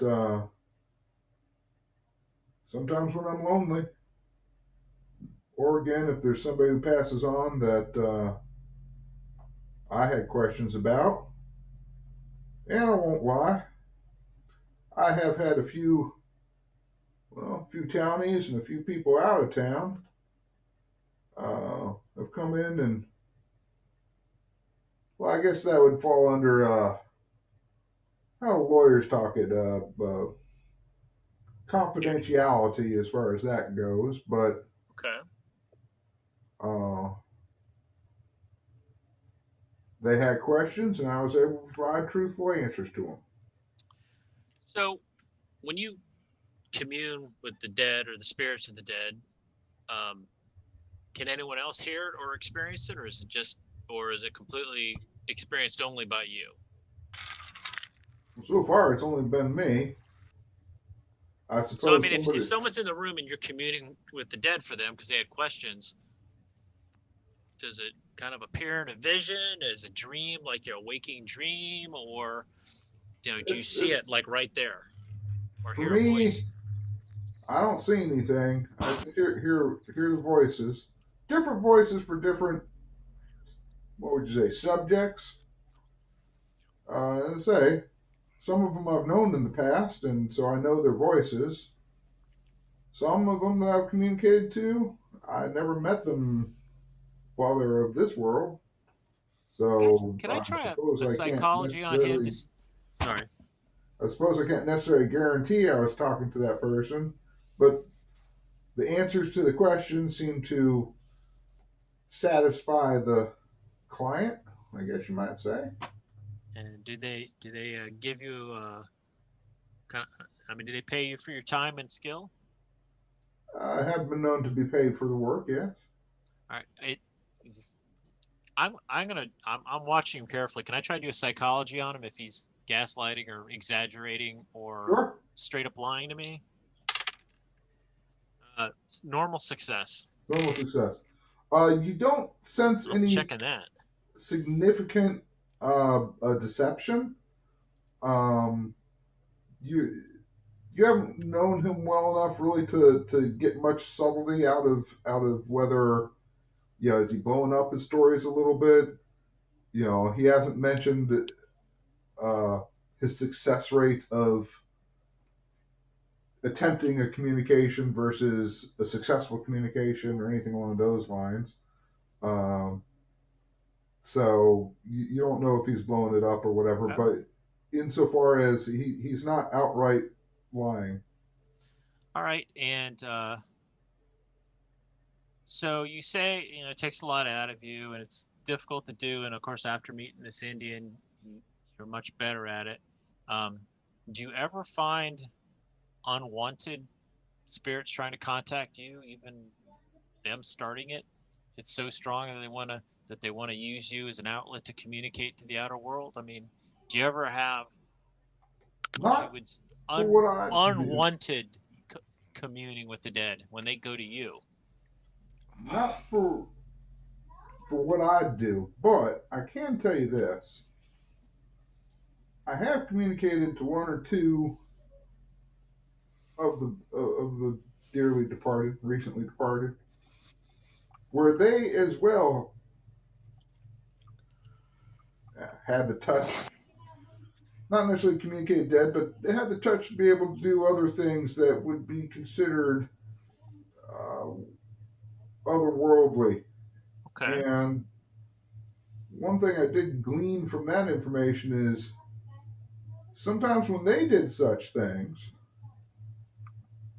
they did have something like what you're describing, where things went a bit out of control, literally for them, as in they did not have control of their own bodies for a while. That sounds pretty unpleasant. That probably would discourage folks from doing that sort of thing if doing it riles up something unwanted, maybe even considered a bad spirit or what have you. I didn't get the impression it dissuaded them at all, though. Such powers are beguiling. Makes one, once one is successful, want to try it again and again. So almost like a thrill-seeking kind of thing.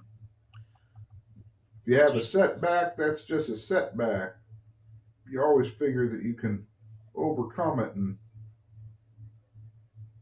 master it. Well, that would make me think that a wise man would want to know his limitations, his or her limitations, and be careful.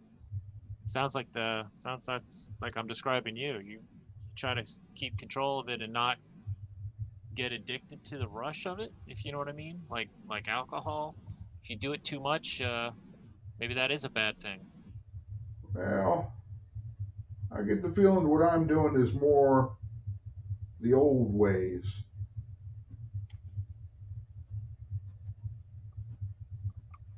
Interesting. Doctor, you were at the Grand Hotel, and in walks Mr. Tungast. Good doctor.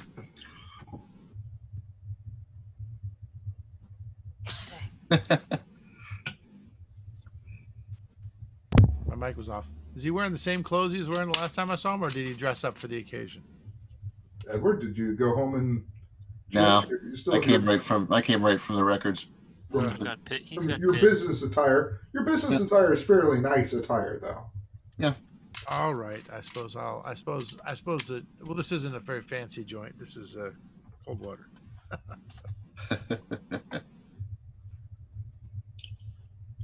Mr. But Tilligast, yeah, the doctor waves you over, and good to see you. Would you like a drink? Certainly. Whatever you're having. Cold drink of water. Ah. I think I drink. I don't drink a lot of alcohol. Fire water. It's purely for medicinal purposes. that's right. Well, I will fill you in on what I found. Excellent. Well, Which I just sent to you. where are you from, Mr. Tilligast? I'm from back east, New England area. I could tell you had some sort of accent from up there. I thought it was Pennsylvania, though, so obviously my ear. A little further north. I was a professor, actually, for many years, and specialized in archaeology and history, and developed my research skills. When I became nearly obsessed with all the stranger goings on over the last few years, and headed out west on an extended sabbatical. How'd you end up in Here I the am. records office? Well, I research is my thing. I guess the bills have to be paid somehow. Bills do have to be paid. Unless your uncle keeps giving you money. I really feel like you've got this this jealousy thing going on, Walt, and it's unbecoming. Maybe because my family wealth has not been bestowed on me. Well, it's important for people to actually like you. You should probably work on that. Wait, I can kill off your family. Yeah. Hey, wait. I got one sister, and I'm not telling you where she lives because I don't want her to die too. So, Mr. Tilligast, so how do you, so what do you think you were going to find out here in Kansas? I mean, it's not like Supernatural Central. Perhaps not, but I get information here and there, and I wander around. You also you take the relatively regular trip up to Dodge. It's a lot cheaper to live here, and it's a lot quieter here than it is up in Dodge. So you have some contacts up in Dodge, both northern and southern sources of information about what you're interested in, as well as more recently a little bit of information even coming from the Utah Nation and from the Coyote Confederacy. Oh, okay. All right. So what's your interest in these properties? Well, I own them. Oh, I own everything. I thought, could you, would it be possible, Aaron, for you to mute Mark's mic, please? That'd be great. Thanks. I'll be quiet. The bank probably has yet to actually finish filing the latest deeds. So my in response to your question, Mr. Tilligast, my family relation left me both the old bank and the ranch house. My uncle was a gentleman of interest, probably someone you'd like. Wasn't a particularly, wouldn't say he was a particularly pleasant person to be around, but he had sort of an odd interest in topics esoteric and things that are more of the occult nature, as I understand it. certainly interests me. Beginning to get a bit of an appreciation for the extent of his interests and some of his peculiar thoughts, some of his peculiar theories. But I'm a man of science, so some of these things are a little bit. I find some of them kind of hard to believe. Although, as you said, things have gotten, or as you alluded to, there's a lot of odd things have been happening, and the laws of science don't strictly always apply nowadays. Seems that way, yes. So I was wondering what the reason I was curious about the two properties is, my uncle collected things, and if he collected these properties, is there some reason why he did? Whether he felt they'd be of use to me, or whether he felt that they'd be of use to him, it's unclear whether he's dead. But I just get the feeling that he thinks he's coming back, which is seems ridiculous. Not so much with the revenants. Well, it's I don't think and unfortunately I've seen things that have come back, and I don't think they're the same people that left when they came back. At least in most cases. That is entirely possible. So, Steve, I sent you all the information that my guy got, but it's pretty straightforward information. You sent it to me in a text, or in a chat, or just chat? Yeah. Okay. You can go ahead and verbalize it if you'd like. Oh, okay. Oh, sure. I mean, the records. No more passing notes.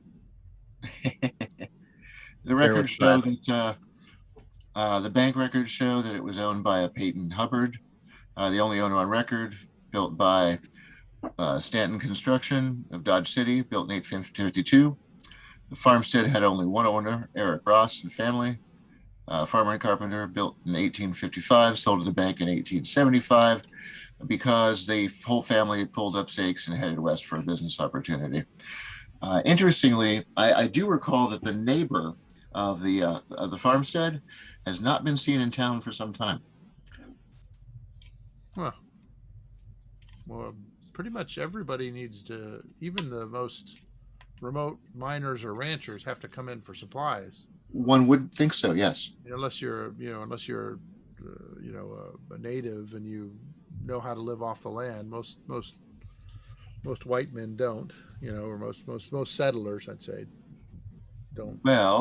aren't able to get by without something from the east. I would say that his name is Brandon Strauss, as I recall, so not a native. Yeah, you also recall you're relatively familiar with the general area there. You've been in town for quite a while. Yeah. So the family was known for bringing in corn crops, so and sometimes some spring wheat. So they might be in mid-harvest, perhaps, but most families, especially since the family, has several children, and established long enough where Miss Ross would typically come in with either Mr. Ross or with one of the teenage boys. So, if Mr. Ross was busy. Well, I will share that information. It might be worth checking on your new neighbor. Sure. Yeah, that would make some sense. I haven't been by the house. I'm not sure when I'm going to be able to get there. We've been pretty busy with the happenings of late. I see. Anything interesting? Well, we had the little incident. I don't know if you heard about what happened at the mine, and what was the name of the town? The tale was told in Etna. It has not been told here. The story that Walt wrote up has yet to be printed and sent back to here. So, realistically, outside of the known deaths that occurred, but insofar as the particulars, outside of the posse ran into clearly a lot more difficult of a track than was expected, and some sort of fire must have happened or something. There's rumors, but nothing clear as far as sheriff didn't share what happened with everyone, or some version of what happened with the families. He may have, he may not have. You haven't really spoken with the sheriff since you got back in town. You, Mr. Tillinghast, I'm not sure how much I'm at liberty to discuss. Has the sheriff said anything about what happened to them? Not much to me. You didn't have an immediate family member pass on, though, Edward, so in the event, so Right. the sheriff wouldn't have had any reason to come up and say anything to you about it. Nope. You figured there'd be some rumor buzzing around the town or something like that. That someone like you who collects information would have heard something. Well, so the other posse set out alongside us to go. Are you familiar with the murder that happened in the Grand or wherever that was? That you certainly heard about, yes. Yes. So we were part of one group of the posse the fortunate one. Unfortunately for the others, we were the group that did not meet with the misfortune they did. But they chased a killer through the desert, and well, as you have probably certainly as you studied, there's been a lot of odd things happening, a lot of dark.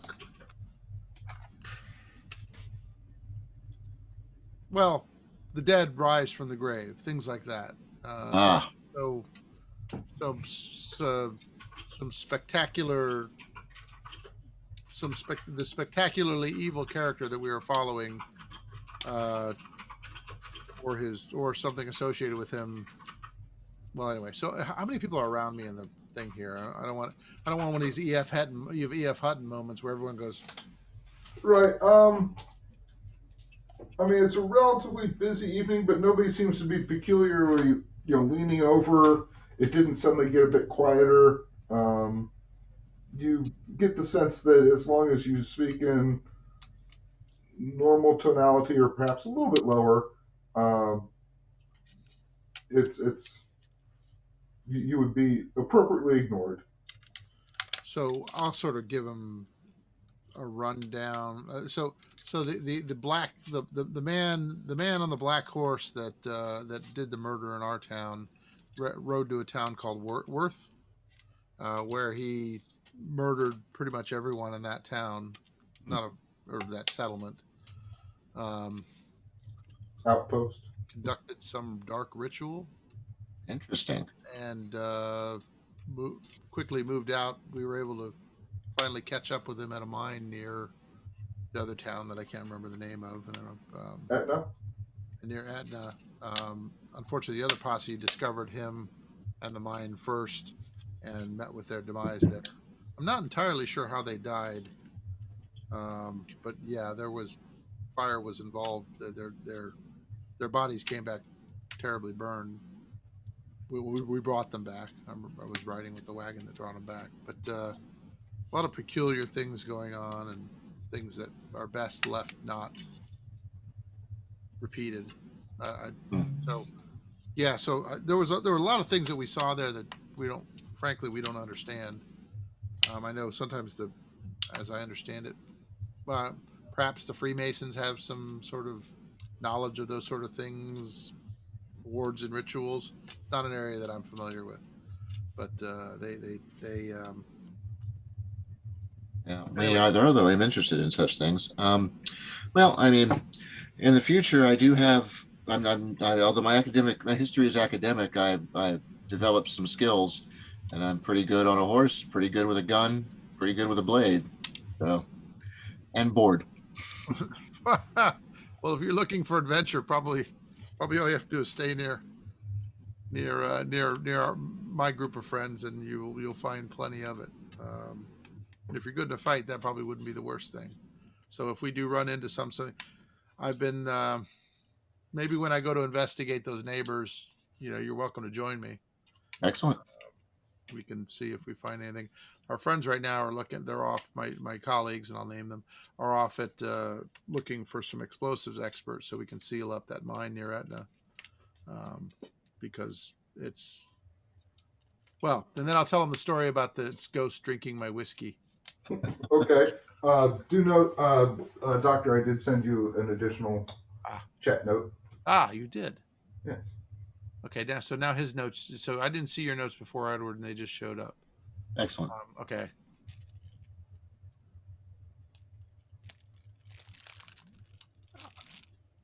So Have I seen that before? you noticed it when you initially made the request of information. Okay. Yeah, I notice your notes there, Mr. Tillingast. Are you got some sort of code you write in? I do. It's kind of a hobby of mine. Is that something that you've made up yourself, or is it something that was, some old language? Or No, this is mine. I've got some. My uncle is quite fond of leaving me puzzles that I haven't figured out. I might, if you've got the time and interest, I might ask for your assistance in deciphering some of them at some Be point. happy to take a look at it. All right. Well, we'll just spend a pleasant evening then. Yeah. So you start chatting, maybe going into. I'll ask him about New England and chit chat. Okay. I'm not going to. I didn't go into a ton of details on what happened. I don't.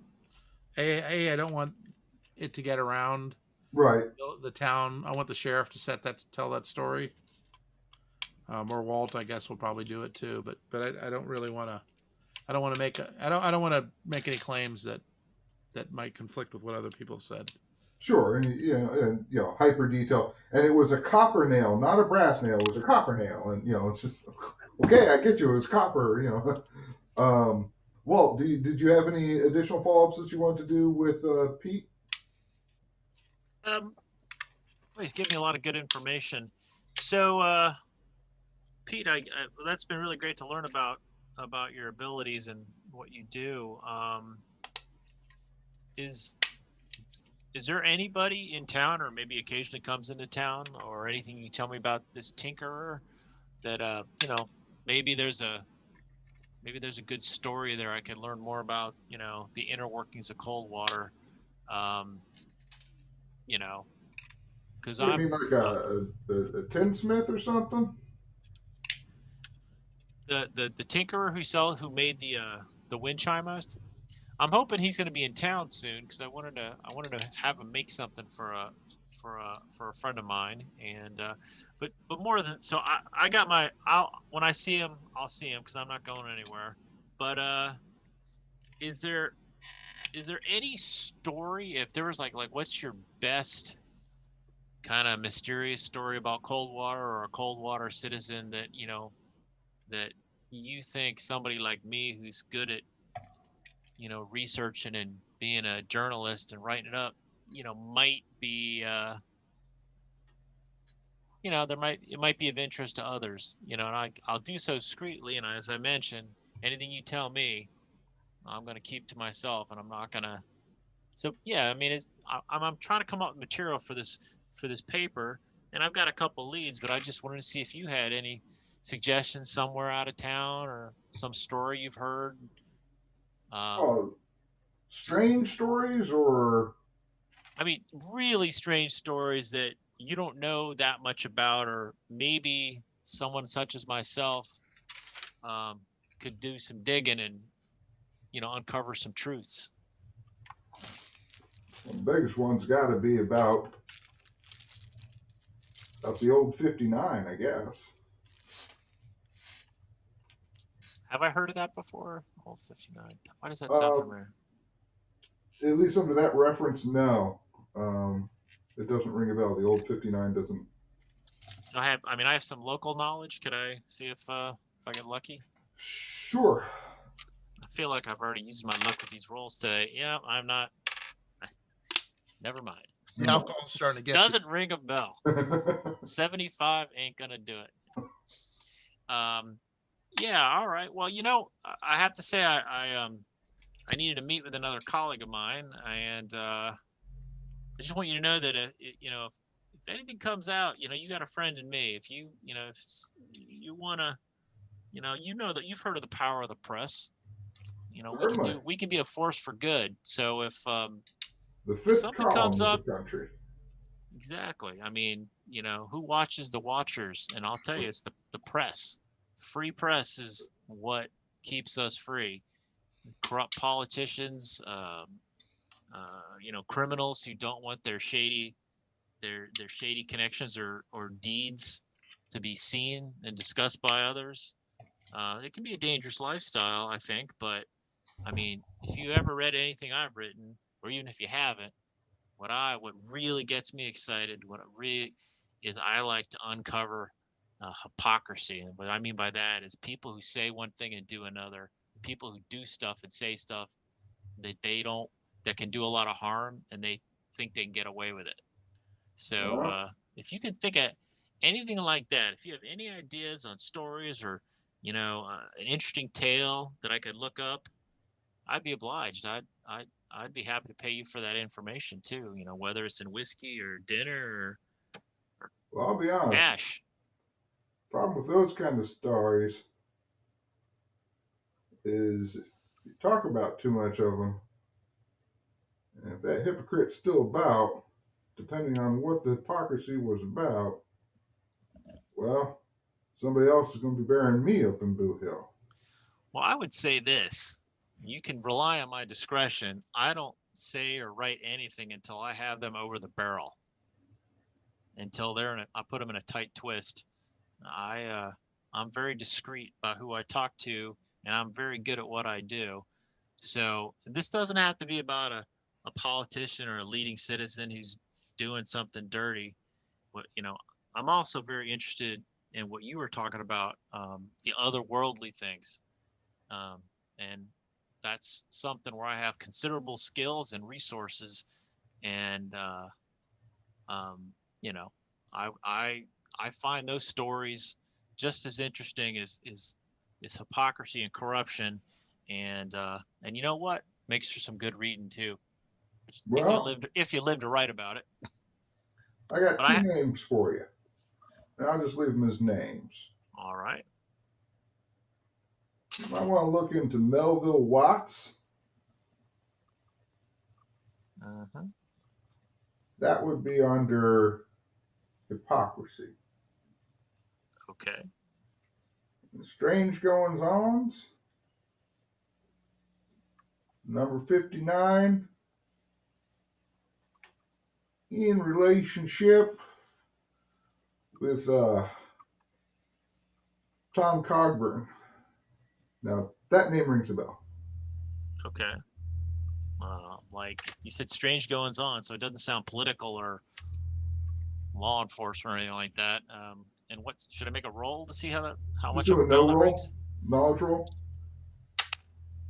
Yeah, that's good. Yeah, it's hard actually. That'd be the station manager at the train station. Okay. Location number 1 on your chart. Interesting. So, like I said, number 1 on the map, number 1 in our hearts. I recognize one of those names, but I'll leave it right there. You have a great evening, and I'll tell them that we go out of town periodically, but I've been here for about 9 months now, and I tell him where I stay if he needs to reach me. If you ever want to look into any sort of, well, you were talking about things that maybe once didn't work but now work. You might have an interesting, enlightening conversation with Glenn. Glenn, you gave me the names Melville Watts and Tom Cogburn. And it says Glenn. I'm sorry. I guess Walt's looking at him with a kind of a puzzled look, like frantically hamster wheels going. What? Mr. Gilmore. Oh. Okay. Yeah, it's there's a lot of that going on, isn't there? I'm just glad you didn't mention the new doctor. Yeah, might want to investigate him. All right. Well, in conceding to time, I will tip my hat and say you enjoy that whiskey now, and maybe take one for the road.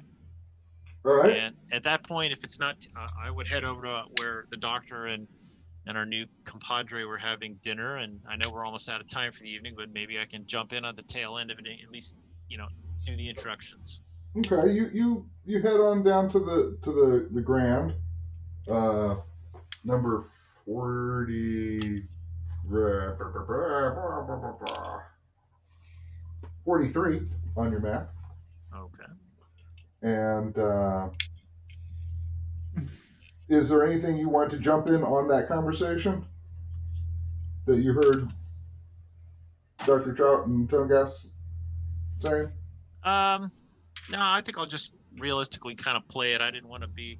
I was kind of grilling old Pete, so maybe I'll just kind of come in when they're in the chit chat mode, talking about New England and stuff. So Sounds if I'm good. from Baltimore, I'm from back east, and then Oh, he's excellent. probably heard of me because I've written a lot of stuff and I do have some renown in the area. Oh yeah, as well as some of the articles that Mr. Larrabee has written up when they have pertaining to Coldwater, they go into your files. So Okay. some of his work is definitively in your files. So Oh. I'm not a big deal, but I'm also not a pissant. Right. Oh yeah. So getting back to Gustav Vance and Christopher, which one of you all had Dan's map? Can that be you, Vance? Because you were kind of friends, chummy with him, weren't you? Yes, it would be me. Okay, so why don't you roll one more navigate skill? That's right? Navigate? Yeah, Yeah. we've been using Navigate. Yeah. I rolled a 31. Okay. I will spend a point. Yeah, that's what I figure. You're close. I will spend 1 point, so that means I've spent 19 points. Okay. Yeah, make sure you have your current luck so when we get together next time, roll for improvement on that. Even if you succeed, which is not good, you still get back some luck. But Yeah, just not exactly. near as much as if you fail. If you fail. Which is always weird to say that. So you ride on for about 2 hours, taking you fairly close to evening time. So we're in red dusk time. You're out of the canyon at this point, and Thank you've been God. on flats for a bit. And you kind of, the last two kind of, the big oak that split down the center, stay to the left, that kind of crap, right? And you finally get to, by all indications of your map, the site of the Providence Mine. And that being said, that's probably a great place to stop. If you want, yeah. Let's do one quick little thing. Okay. So in case it's a cliffhanger, he can leave us with a cliffhanger. Oh, of course, he has to leave us on a cliffhanger. Yeah. Oh, come on, camera. It's better than an atomic wedgie. We went around in a circle and we're back at this camp. No! Oh, what happened? What you do? Oh no. What did I do? He had a second webcam set up. I think Aaron had a big reveal, and he's just like, son of a... Damn. Dun dun dun. Oh. And Perfect it's Law and Order your dog. What? Ah.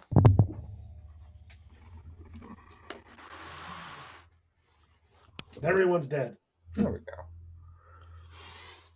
So you see a kindly looking little pony who's packed over relatively heavily.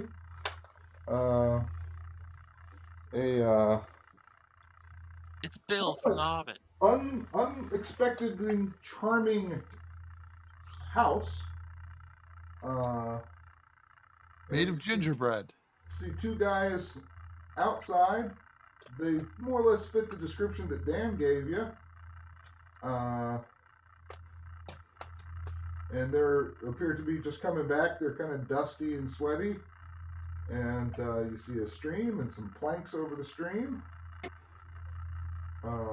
You appear to be at least the fellow's home, if not at the actual mine itself. You're at where you need to be.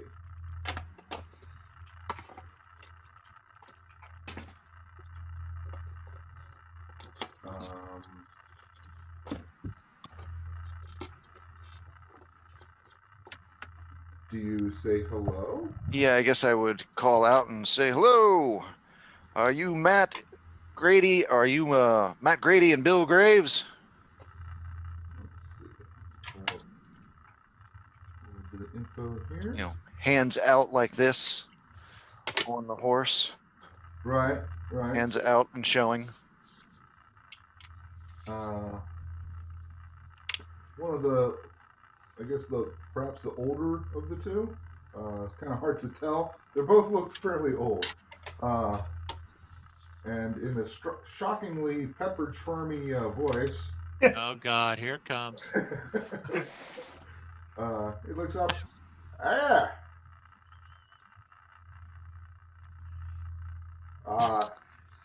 I'd be Mr. Graves. I of course introduce myself and my compatriots, and I say that you were referred to us by. Oh crap! Forgot his name. Origin. What was his name? Al Swearingen? Yeah, Swearinger. Either Swearingen or Swearinger. I think it's Swearinger, wasn't it? It's one of those two. I like that we've never settled this. Yeah. I don't think we have salt. I don't Has think anybody seen Deadwood? Yeah. I have not. Oh, I watched Deadwood like freaking years ago and only made it through like 8 episodes before I was like, okay, I got other things to watch. I guess it's Swearinger. Not Swearinger? Yeah. Al. Al I Swearinger. remember Al. Al Bundy.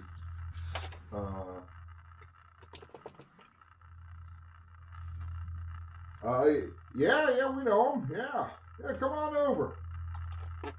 I guess we'll walk the horses across the planks. That's planks. I mean, you notice as you get up to the crossing that it's fairly thick wood, and that there's some heavy rocks sort of midstream that so it's not strictly just boards spanning the entire stream. There's some support under there. Does it look like the stream is too deep for a horse, or this is just for them walking? You could probably ford just easily enough. I mean, it's maybe 2 feet deep, but it's deep. Oh, yeah, that's easy enough for a horse to get across. Yeah. Just trough through, and that way at least the horse gets some of the dust off its flanks. Sure. Or some of the brain matter. Yeah. Oh, yeah. That's added bonus. Wash the horses. So the two fellows walk up. They put their pickaxes down, and very very non-threatening. So what can we do you for? Well, we had actually tried to see if you gentlemen would come to town, but we heard that if someone wanted to come and talk to you, that we should just come out and see you. Oh, that's right. Yeah, that's right. We came across a mine that we were trying to figure out how to. It was a closed mine that someone decided to claim jump. Bastards. Yep, and we were trying to figure out the easiest way to blow the open entrance of the mine. Oh, I thought you were going to say blow up the bastards. No. Blowing up bastards, that's easy. Blowing in a mine so it doesn't collapse, but just kind of seals the front, that I don't know how to do. Oh, now that is tricky, isn't it? Oh, yeah, that could be some delicate work. Yeah. So we were wondering if you boys would be interested in taking a ride. Quite a bit of ways. About a 2 days ride to a mine outside. I think what my compatriot's saying is we have a job for you. Are you interested? Well, why don't you dismount and they're. Oh, I would have already dismounted before we started talking to them. Yeah. They basically invite you inside, get out of the sun. All right. That sort of thing. Come into my parlor, said the spider. I figure we'll have to explain what the job is before they say, yeah, we'll do it or whatever. It's always good to lead with we have a job for you. Yeah, okay. So you cover a bit of that. You get into the cabin. It's again, you're kind of like, this is really nice. I mean, you're really just not, it's kind of, you're expecting. I don't know what you were necessarily expecting, but wow, there's, this is a nice little, it's not an extravagantly large house, but it's very nice. And as you walk in, you're struck again. It's very tidy. There's a lot of older things on the wall. Heirloomy, antique-y looking pieces of equipment. You see a claymore that's in pretty good condition, as in a Scottish claymore. That's different. You see a Birmingham blunderbuss. That's really weird. It's nice, and these fellows have gathered up some nice stuff inside too. You don't particularly see any feminine touches. There's curtains are just burlap and stuff like that, but it's nice. So you take a few moments to kind of describe what might be done, and they kind of look at each other and kind of bicker back and forth like two guys who've known each other for a very long time and are isolated a fair amount. And Bill goes, well, I'll tell you what. I'll go ahead, but you gotta leave 2 people here in exchange. As well as, I expect to be paid $5 a day for travel, $20 a day for the job itself, and you all gotta cover the consumables, mainly the dynamite. I'll haul in the pitches and drills and my trusty detonator.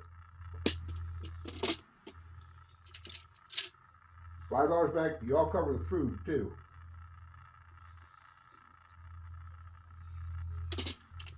That seems reasonable. I'll accept that. Now the 2 folk that are going to stay here, this ain't no vacation. If I'm going with you, and Matt here is working the mine, Matt's going to expect you all to split some wood, maybe cook up some nice victuals, something like that, or maybe even help out in the mine. Gustav can help with the spooning. Well, But then who do we leave behind? yeah. Who wants to? Which of you 2 would like to travel to the mine with this gentleman?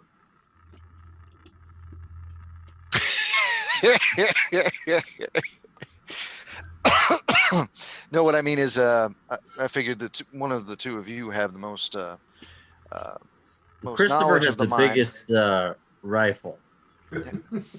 Have the biggest, have the most experience with the mine.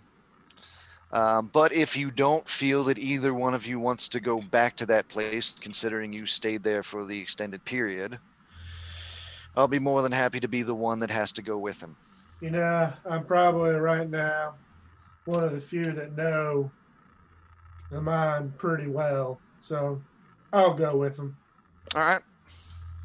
I guess we're splitting wood there, Vance. Yep. Triple split the party. 2 of us will survive. Somehow. So There's going to be drinking and card 2 playing. men enter, 1 Yep. man leave. So you want to take off tonight, or wait till tomorrow morning?